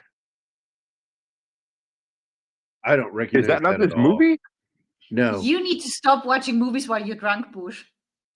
You're mixing it was all like up. 25 fucking years ago. Shut up, Anima. Yeah, Anima, shut up. Dude, I'm the bossette here. You don't get to tell me to shut up. Oh my god. You shut the fuck up, Bush. No, that's her. That's her. This is the movie. Oh, it's like a dark comedy. Yeah. Oh, okay. And yeah. By the way, my least favorite version of this song by Pete Townsend is the slow version of Let My Love Open a Door. That song always needs to be faster tempo. What a great fucking song. One of my personal favorite songs from my teens. And it's an important song. It's part of my, what I refer to as music from my room collection. And that one just really hit me. But this scene is so good, and I really love this. Now, the film I'm talking about is actually called War, Inc. That came out in 2008, and it stars John Cusack as he's playing another assassin, and his assistant is played again by John Cusack, and this time Dan Aykroyd, who dies in this fucking movie, sorry I spoiled the ending, guys, plays Mr. Vice President. Yeah, 20 years ago. Yeah, I remember that one. They have a very, very weird relationship in that film. Joan Cusack and John Cusack could be married. It's very awkward because I don't like the film at all. I don't like the fact that, look, war is not funny. But you can do things to make comedy, like Wag the Dog did. I like that comedy. That's, making fun of politics and television. In the Army Now? In the Army Now is where that's when it becomes soldier perspective stuff. And also parody. I like real world comedies too. I have a script called Back to Basic that it's basically Stripes if Stripes was done realistically. And I don't echo anything from the movie. Well, so I have a question for but you. I echo things from my own life and from the guys I knew. What? Do you think the Adventures of Baron Munchausen was funny, even though there is a real serious war that happened during that time, and they're depicting? No, they're traveling through them. It's like no, I. Okay. First of all, I'm going to tell you something. I didn't laugh at one thing in that movie, but I love it, and I find it amusing. Stupid. No, I find things amusing in my head, and people will like go. They'll think I'm not enjoying it, and I'm inside. I'm finding it very funny, but I don't always laugh out loud at things that I find amusing. Sir, I can correct you right. I have to interrupt you right there because I've got ADD too, and I got to say this because I was there in the live stream with you when what's his name, Berthold and the Baron are in that little trap on the moon, and he goes, "Oh, I'm Baron Munchausen. You're Berthold," and he goes, "Baron Munchausen? Is it contagious? Sounds nasty." You fucking laugh. Oh, I chuckled at that. Yeah.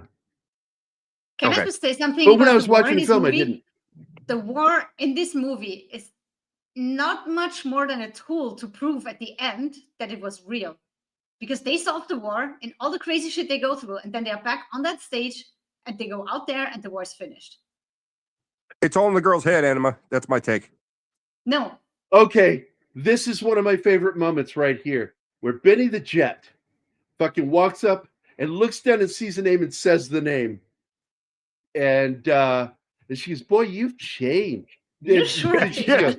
and then she gives him the look and she goes, "You save a dance for me later." That fucking slayed me. I mean, that's the most miserable job you can have at a party like that. As a greeter. Well, no, see, that's name tags. Oh, shit. That's okay, the joke, hold on. Anima, is that they're supposed to be able to recognize, because she's part of the class, right? Yeah. Yeah. But they eventually get to go out and enjoy themselves. But at this point in time, and they usually do it in groups where one does it for a while and other doesn't for it. So let me tell you. Okay, I was trying to say this earlier and got interrupted. And I want to come back to this story because it's fucking funny. So we hit our 20th anniversary for my class, right? The class of 82, okay? And Peabody, God rest his soul, a dear friend of mine since we were in the 4th grade, he died a few years later from complications from diabetes. But at this point, he was the guy in charge of our class reunion. And he came to me to help with some stuff. So I helped him design some pamphlets, did some graphic art for him, designed a website for him. And it was a lot of fun. It was a lot of fun doing that. But then he's like, "Are you going to come? We want you there." He says, "If need be, we'll pay all the work you've done. We'll pay to bring you here." I went, "I'm not going there now." He goes, "Why?" And I said, "Because that state is too small for me and my ex-wife. I will never go back there until I die or until she does." And then so he wanted to have a tribute to me. So they had this little round table that everybody had to walk with. And on this table, it had all the material that I designed for the thing. Then it threw up some photos of me and a bunch of people that I knew from high school were like, "Oh, look, Gary died." They thought it was a memorial table. And people were like looking for me on Facebook because they thought I died.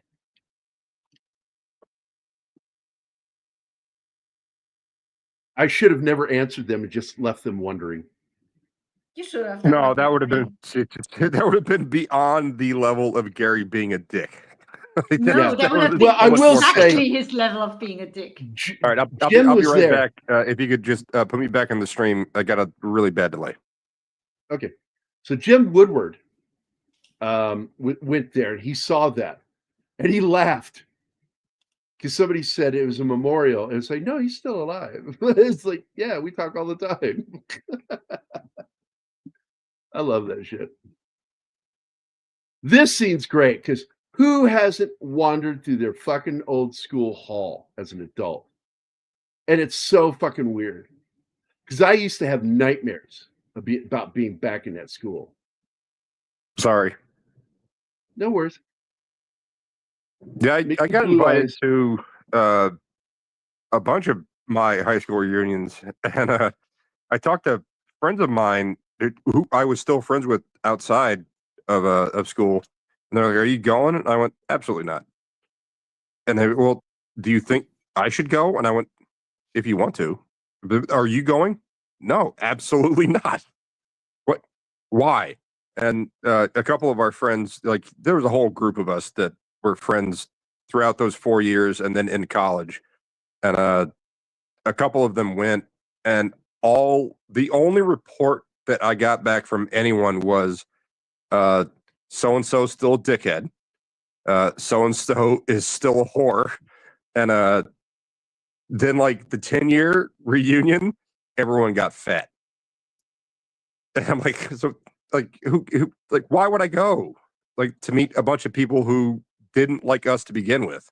Like let us get together, and then we did at FSU, and go hang out together instead of going to this stupid reunion where there's a bunch of people that we don't like. Yeah, I'd much rather do that. Yeah, I'd much rather do that. I went to Patty's class reunion, and God, that was fucking weird. I was her date, and it's just fucking weird. But I laughed when I saw Stephen Virginia Johnson, who I talked about earlier, Anima, the one that was in the stocks with me at Williamsburg. He and his wife were there, and at first I was wondering why the fuck are they there? And then he put his hat back on, and on his head he had one of those cards that read "press" on it as a joke. He was there for the newspaper, and that's funny, so he and his wife went to Patty's class reunion because there are a lot of people there. My Best buddy John scene Russell was coming there. up, by the way. My buddy John Russell, who you named a character after, he was there because his wife was in Patty's class. And I love that because it brought John and me back together again as friends. I hadn't seen him since high school. And because of her class reunion, I hooked up with my old friends to fucking hang out and talk. Oh, John's in the fucking chat. It's going to be as interesting as one of his video games. He's been here. We've said hello to him. Where were you? Really? I didn't notice. Jackass. Love you, John. I'm teasing, buddy. So I got back in touch with someone I hadn't been in touch with from high school for a while, and the whole thing, like, went back to the 20-year reunion several years ago, and like this person died and this person died, and I'm going, I barely remember these people. Rory was one of them. Sean was another one. Like I barely remember them, but these people are my age and they're just dropping dead. That started like freaking me out, and then I started remembering like, oh, they were like, their parents were the hardcore left ones. I was more popular in my reunion than I ever was in high school. Well, that's funny because let's bring up like on Facebook the same thing. All these people I didn't even know knew me. I knew them, but I didn't know they knew me. I just assumed everybody didn't like me and didn't know me. Yeah, same. Sorry, Gary, to interrupt, but absolutely same thing.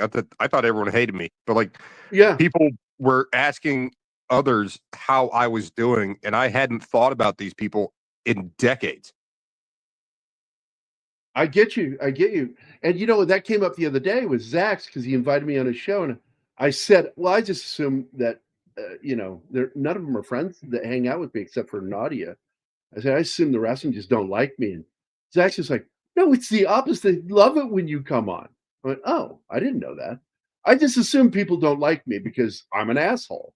And it's just safe to assume. I didn't think Anima would fall in love with me. I'm like, are you kidding me? Really? God damn, man. I'm so lucky. What do you have? Fucking massive hog, I guess. Yeah. No. Pretty normal. I suffer the Irish. I suffer the Irish curse. Irish curse. Don't jump on my fucking jokes, man. Fuck you. Irish curse. Yeah. What's my last name? All right. Shut up. It's Bush, I guess. I don't know. So anyway, we're going to watch this clip for Anima. She loves this scene. This is when John Cusack visits his locker, finds an old joint, and when he closes the locker, fucking Benny the Jet shows up and the fight begins. And John and he did their own fight stunts here and choreographed this scene. And John, Benny is John Cusack's teacher, been his teacher since '87. And yes, he's actually very good martial artist. There are a lot of actors out there that are martial artists, and people don't know. The only thing that is not believable in this whole scene is that the joint hasn't been found for 10 fucking years. I don't buy that. Well, it was somehow in something that nobody thought to look up. It's a thing that the joke that was said about people back in the '60s. Nobody ever looks up, and that's an old saying. So here we go. I'm going to play this now. Yes. I've got the PCM logo over it, hoping this doesn't get claimed, and if it does, I'll have to clip it out later. And I'll leave John's comment up, so because it won't hurt it if it gets clipped out. He's such an ass. Look at them. This fight is so great. You can, well, no, Anima. There's some really bad choreography, but there's also some really good shots. Well, what I like about this is the fact that it's sloppy, because real fights are sloppy. Exactly. And I like so that. Often in movies, fights look too perfect and too so fast. Okay, Minnie the Jet is so fucking okay. I give up. So you see when he sweeps the legs, the guy's leg hits the back of Cusack's calves, and then like half a second later, he trips and falls down. It's way more instant than that in a real fight. I understand it's Hollywood stuff, but this is well, much one, better. He's tall. The close up combat is so much better. Killed with a ball pin given to him by somebody at the dance, and she's coming up to tell him, "I love you," and he's like, "This is not me. This is not me. This is not." And that's it. She runs away, and then his buddy Jeremy Piven pops in, and fucking wants to save the day. So immediately helps him get rid of the body. But yeah, I like fights like that. They look real. Like these two are going at each other. There are just a few points in that take me out of it, but the rest of it's great.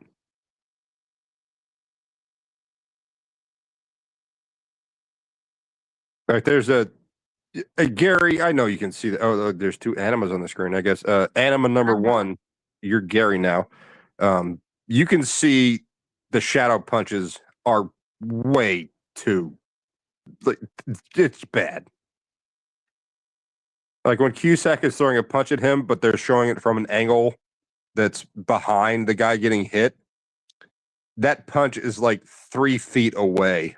It's bad. Oh, that's cool, KJ. Nice to see you. By the way, is we that had your somebody name? that nobody said hello to my knowledge, is RJ Godzilla 81. So hello, RJ. I did. Hi, RJ. I don't know. There's so much talking over in this. It's just, I don't know if anybody hears anything. I hear what you're saying. I hear what you're saying. I love you too. I love you, man.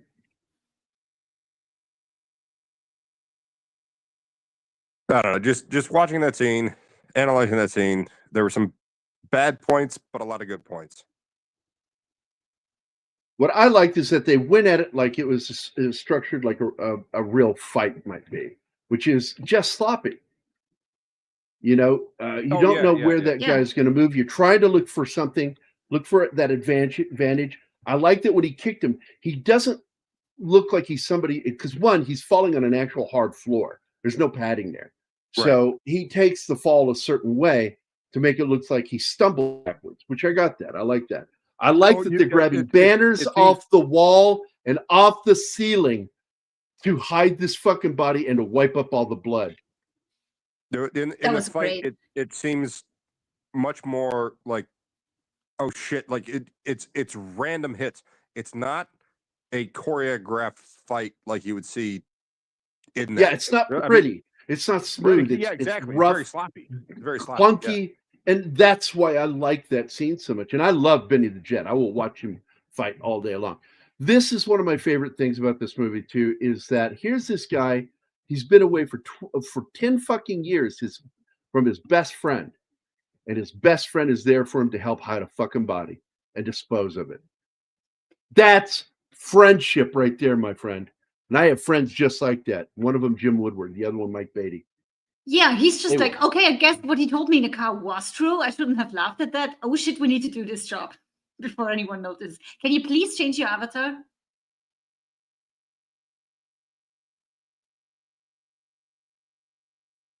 It won't let Gary? me. It won't let me. What? Yeah, it won't let me. Ah. Oh, somebody wants some music. Oh, listen to that. It's really nice when somebody does something funny. And they want when they want music. Oh yeah. Yeah, that's so cool. Oh, switching studios. Thank you, buddy. Thank you.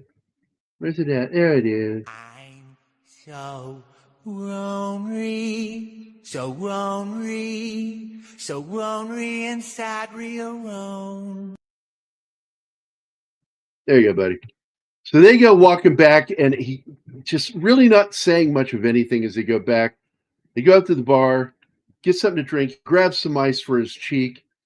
And I love how Jeremy Piven turns to him, says his name again, like in the car. He is, and what's your name? You know, like, what do you do? But then he starts asking, what? He's not one of the people that went to high school there, right? He's just there for the hit. Yeah. No, he's a classmate. Oh, he is absolutely. Okay. Yes, he 10 years before.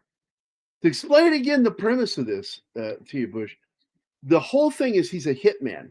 He left home over shit with his dad, joined the military, took a test, and found out that he had flexible morals. So they put him in a special program, and he ended up being linked out to the CIA, eventually worked for the CIA, and then went out on his own, but still gets contracted by the CIA and other countries and organizations.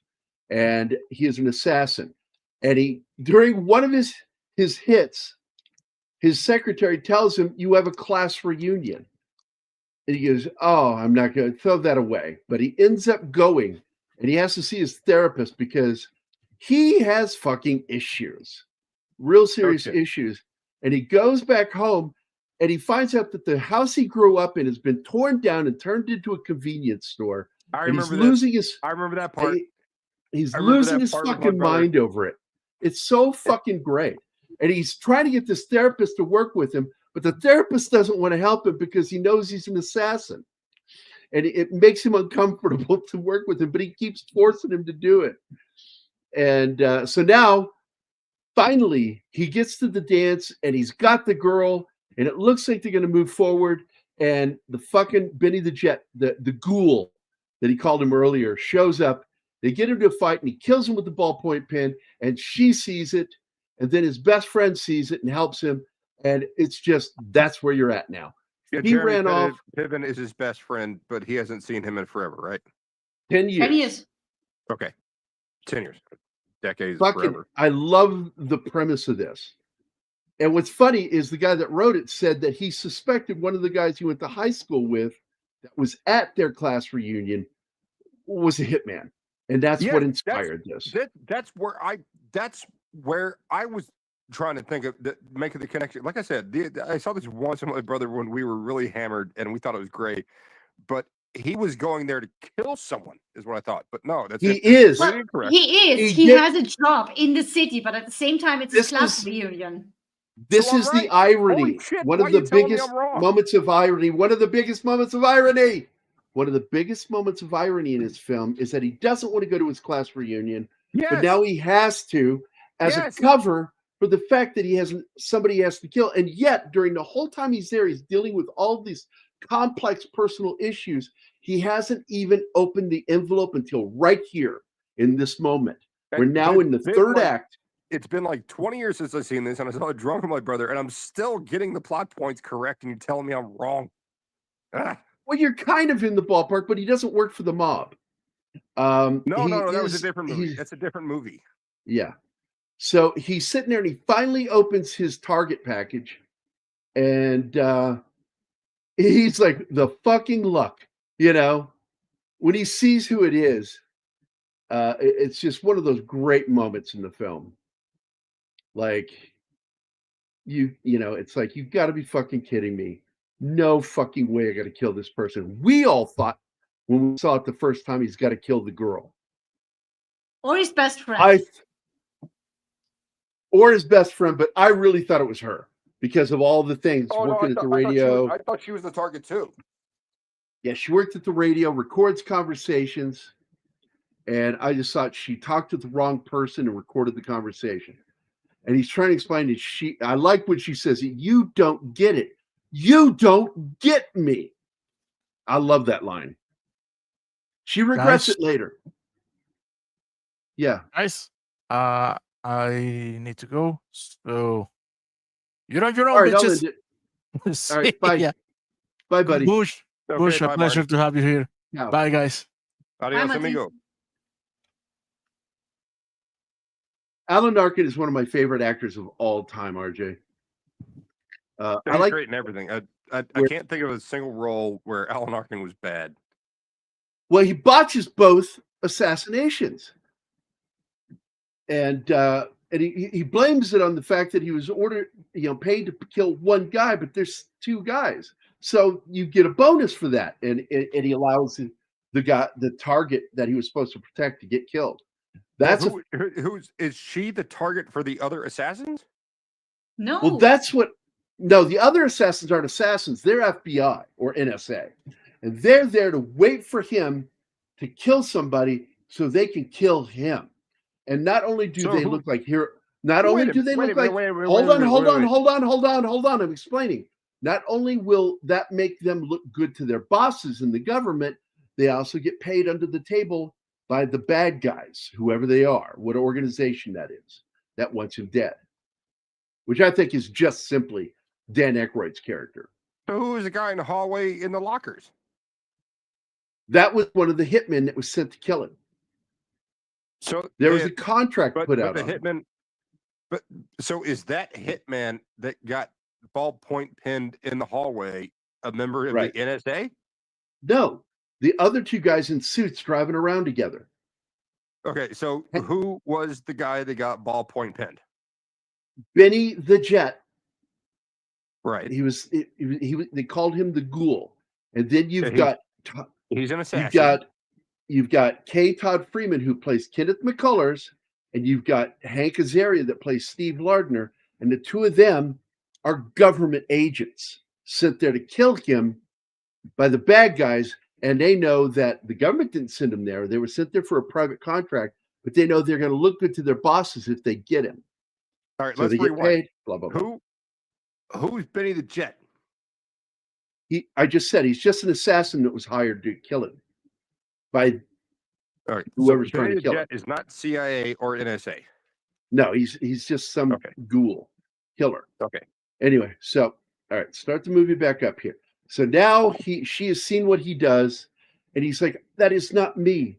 I've changed. I'm not that person anymore. I care about things. I want that life now."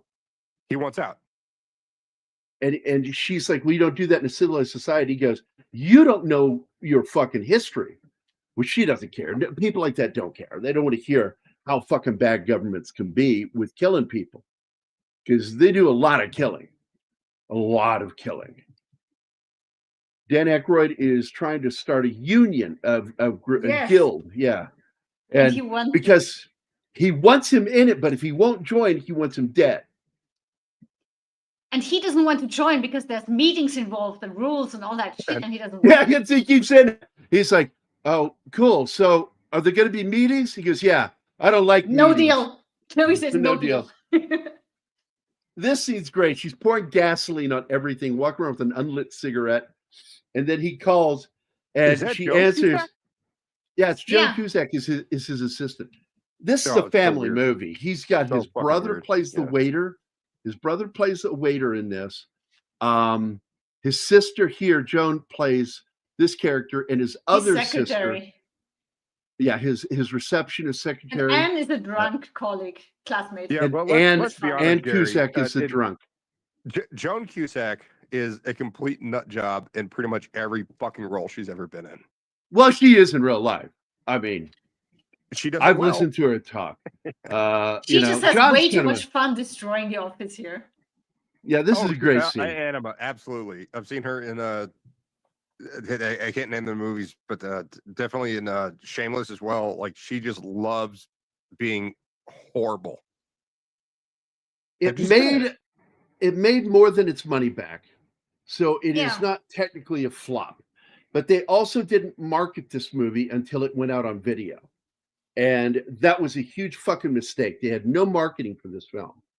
That's oh yeah, he leaves her the bundle of money because it's so funny because he says, "Hey, I told you I'm going to take care of you," and she gets panicky, like, "What do you mean by take care of me?" He goes, "No, not like that." Yeah, he said, "I mean, reach under your desk. I left something for you. I don't feel anything. Reach all the way to the back," and she reaches all the way back, which is technically the front of the desk. She reaches all the way back and finds that bundle of money, and she's, "Yay! All right." No, at first she's like, "You shouldn't have," and he's like, "Yeah." And when he's on the phone with her, he's like frustrated, trying to give her the directions on how to get the money. He's yeah, like, it is funny. So further she back, goes, "I'm not feeling it." like, Yeah, like further back. Like it's it's exactly. It's funny as shit. And like I said, a lot of the dialogue, because the director realized that improv, if you know the story and know what the characters are doing, where they're going in the conversation, and you know your lines already, just go ahead and fuck around and just play with it. And he did that with so many scenes in this movie. So there's so much improvisation in this movie. And it makes it good. That's his line, by the way. I think so, Consider too. it profit sharing. You deserve it. Yep, exactly. Thank you, RJ. Reed, they've talked about the idea of a sequel for years. Absolutely, but they didn't make enough to warrant it. And I blame Disney for that, for not marketing this film. Buena Vista was the one that distributed this movie. Buena Vista should have been able to cover the marketing, but they were just purely there for the production. Now, this is the one scene that was too far for me, where I didn't mind that he's, running and that they're going to try to assassinate him, but that this van is 50 feet in front of him, wide and he open, doesn't see with them, a guy in a rifle, and he doesn't notice it until the car speeds up and the fucking and blocks side it. door is open. Wide the fuck open, with a guy in it with a rifle aimed at you. That's the one scene that bugged me in the whole movie. The only scene that At really least got me. he didn't question. He jumped into the car with him and realized pretty quickly. Yeah, that was clever. That's a hell of a rifle. Look at the suppressor on that thing. Jesus. Oh my God, dude. Dude, when you were 10, I've got a comparative story. I was 7 years old and I saw the movie Don't Be Afraid of the Dark with Audrey Hepburn. And Alan Arkin plays the psychotic serial killer in it. And oh my fucking God, that movie. That movie scared the shit. I love that movie. I love that fucking movie. And I love watching it, but it scared the shit out of me as a kid. So he gets him, runs off, and they go trying to follow him. Get in the house because they know shit's about to go down. And I love this. And she gets upset, and she thinks that he's there to kill her, her dad. And he goes, "No, he saved me." The dad actually tells him, "I'd be dead if he hadn't saved me. Martin hadn't saved me." And now suddenly there's the look of difference in her eyes. I'm a good guy. I'm in love with you. And I want to make after this, I want to make a new life, is basically what he's telling her. The funny thing is he's talking way people. too much, given the job that he has on his hands, killing all these people before they can kill them or a father. Yeah, but Anima. Yeah, there he talks about Anima, a higher God. You're missing something very important. They were all bad guys. I'm not missing that. Yeah, because he said to her, he said it to somebody. Who did he say it to? No, He you're says, missing the fucking quote. It's from True Lies, where she goes, "Oh my God, you've killed so many people," and he goes, "Yes, but they were all bad guys." That's Yeah. good. It's That's it's good, but after I'm talking about midnight, in so this- pardon me for not getting jokes. I'm also talking about this movie. And in this film, he makes the comment, if I show up at your door, you did something to deserve it. And that's how And he sees his Archie, job. Archie is putting the quote right here. It's not me. Why does everybody think it's personal? It's just a job. Nothing personal to it. But now it's his job to save her dad. And while doing that, he talks way too much. And even Which we have a proposes great to her moment like at the that end. in the last Bond film we watched, where the really bad German doctor says it's Oh nothing my God. personal. Super And German. Bond says it was to me. And kills him. Yeah, I'm like, yeah. fuck yeah. That was Tomorrow Never Dies, I think, and it's where they had a Yes. Stamper.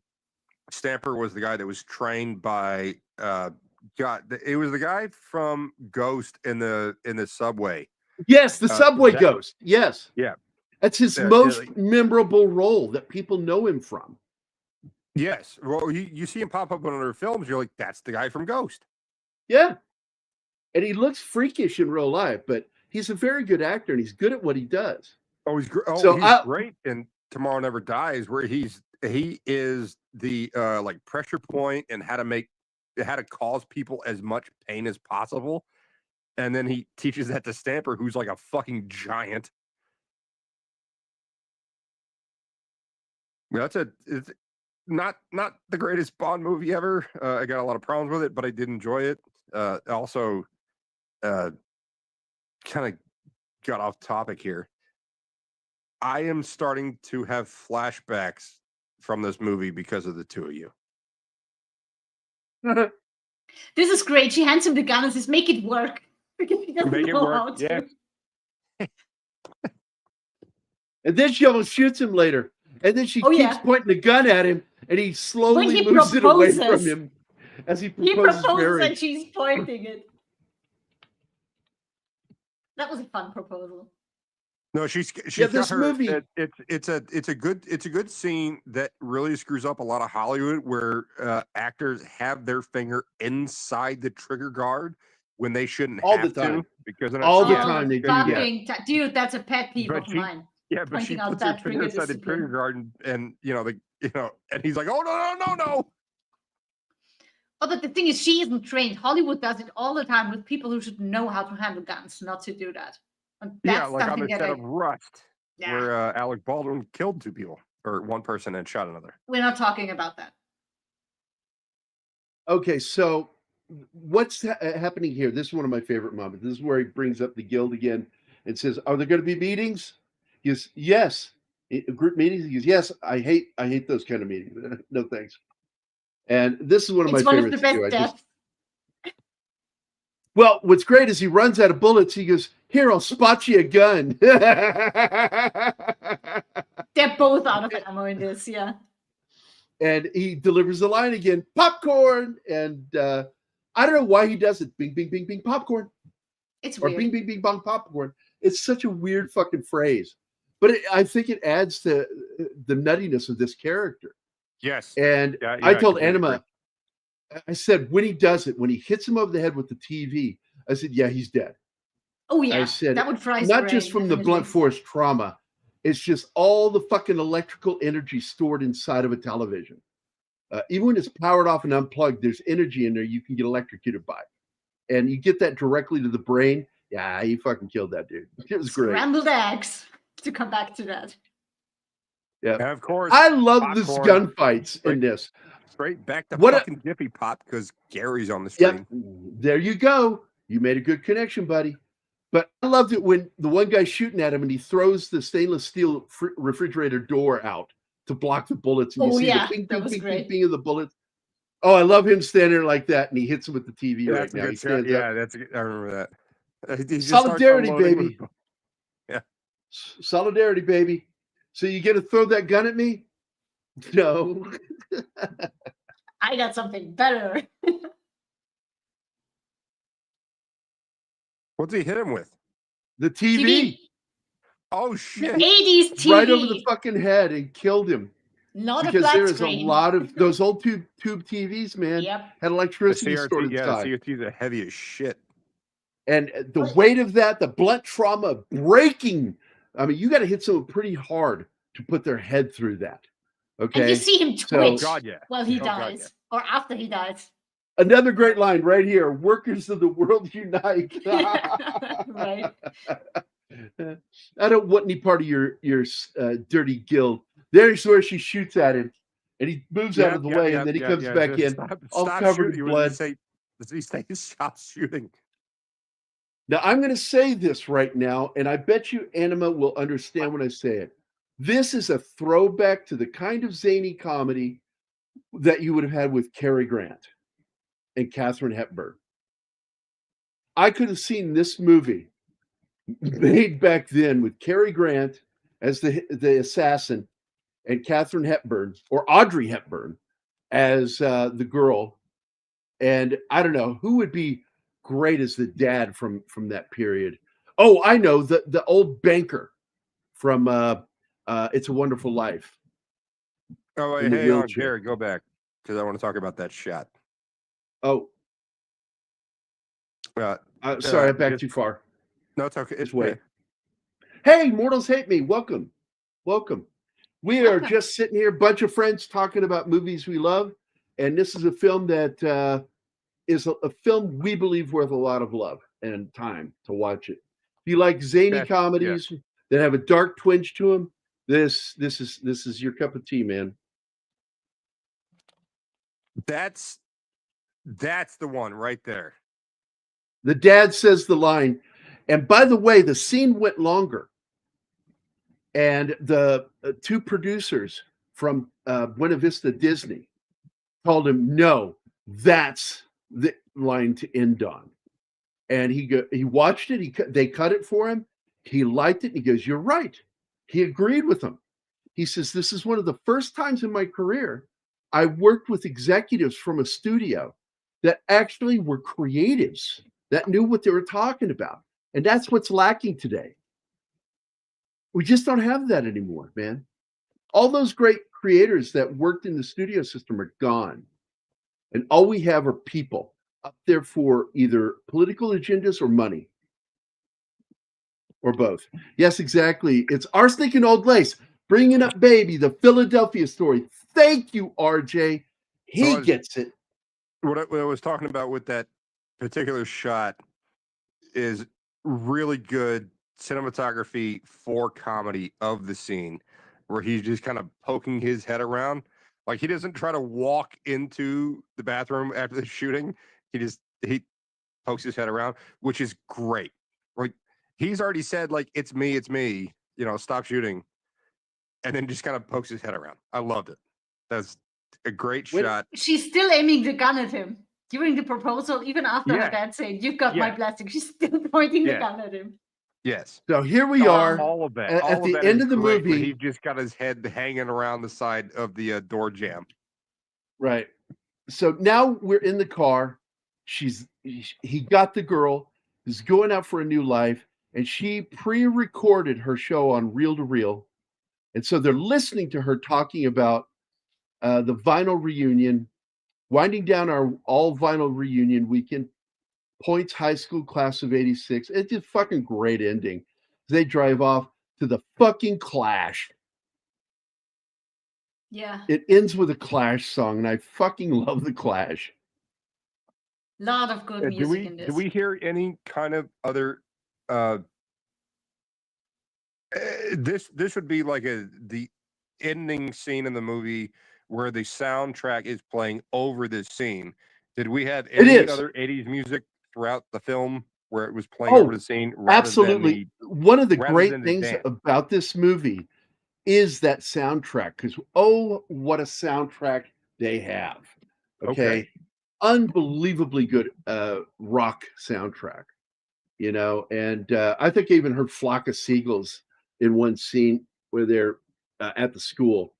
They had some great stuff. And I'm not sure what. I don't know. I don't get that. We did Tomorrow Never Dies. Where were you last Saturday, Tom? You were. We did that. I thought he was there. I I thought Well, we so. did it Tom last Baker Saturday. was there, or maybe he wasn't because of alcohol. Yes, the flock of seagulls with the weird fucking wave Right. in their fucking hair. They got so much fucking product in their hair; it's ridiculous. He had the sides of his hair Don't going smoke. straight up, and the Yeah, the you don't hair, want to smoke around him. You'll set Yeah. everything on fire. You know, there'll be an explosion like Michael Jackson. That's a bad It was a joke, but bad it's show. true. Okay. Oh, it's bad But it's joke. true. It's true. Well, you know, so I'm being ironic. So anyway, no, it was a bad joke. Fuck you, Tom. One of many. Yeah, you're not Fuck wrong. all you guys. Fuck all you guys. Anyway. Yeah, let's get out of Gary, I here. have a question. I'm sorry, Anna. Go ahead. I just gotta said let's get get out out of of here here 'cause we because went we've been over. Like, So at some point, are you guys going to do War Inc., which several people in the chat have No, I don't said like it that is a movie. sequel. I don't. It is not. I talked about that. It is not a sequel. It's not as funny, and it's just I don't like the humor in it. I don't like the characters in it. I tried it and I couldn't stand it, and I watched to the end, and I said I'll never watch that movie again, and I won't. I just don't. I just didn't think it was very good. 97 was kind of the end of Cusack and good movies. He did that one film in 98, I think, the Hotel Room. Which I thought was 1489, 89, 38, something like that. something And like I thought it was okay. I liked parts of it, but I wasn't Identity? really You didn't overwhelmed. like Identity? No, I liked the book. I didn't like the movie. Oh, I never read the book, so I don't. I read. I have read everything Dean Koontz has ever put out. I consider him one of my favorite authors. And I did like the movie. The twist at the end was kind of like, okay, yeah, I already got it because they choreographed a bit. But he's schizophrenic, and they're all his personalities. Right. But the entire movie, right up into the old end, where the kind of reveal is, I kind of got it, and I really liked it. Then it was like, oh yeah, you kind of played this exactly like you're holding my fucking hand. I don't like that. My problem with all of that was it felt more like a TV movie than a theatrical film. Oh yeah, And yeah. Oh, that's a great take. I completely agree. It could have been a TV we film. saw a lot of that back in the 90s in particular, going into the 2000s. These movies were getting made that felt like TV movies. Not that they're bad, but they're, that's a good TV movie, but it's a TV movie. Rarely do you get a TV movie that's good enough to just be called a movie. Duel is one of them. But I did like Identity right up until the end. The whole film was keeping me on the edge of my seat. I was confused, but starting to figure things out. And then the reveal, and I was like, well, yeah, of course. So that's the end of the film, guys. If you've not seen this movie, highly recommend you try checking it out. There's a lot of places you can see it. Amazon Prime has it. Let me go and see if it. Where it is a fun movie. Go watch it. You'll enjoy it. Grosse Pointe Blank. All right, because I've bought it on 2 different platforms, digital. And I downloaded one of them, even though they didn't know I downloaded it, because you're not supposed to. You're not supposed to. So you can watch it on Amazon Prime Video.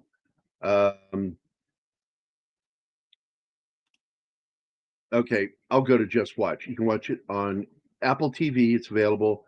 Prime Video. You can watch it on Hoopla, Fandango at home. And there you go. Those are the places where you can see it. I will be watching this after we're done talking backstage. Just remember, it's gross with an E at the end and point with an E at the end because, like I said, they're fancy there in Grosse Pointe. They're all rich. It's almost like I made a joke about that in my tagline.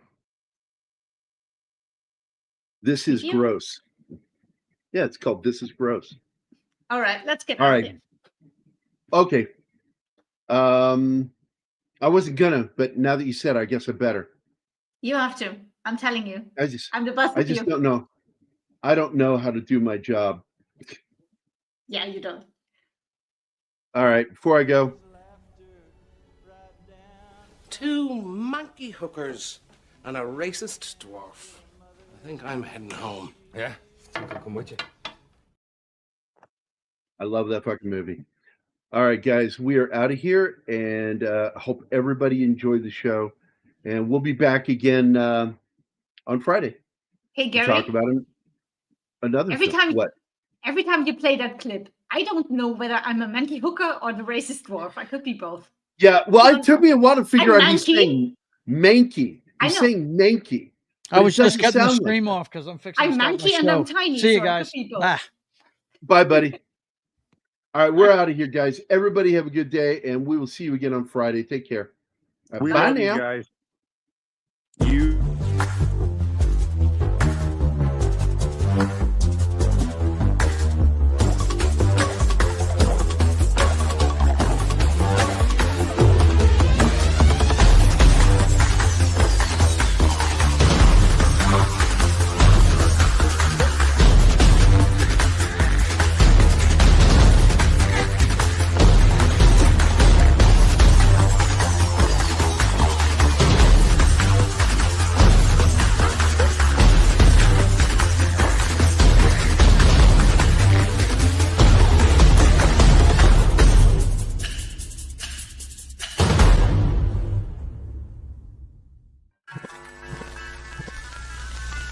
Y'all come back now, you hear?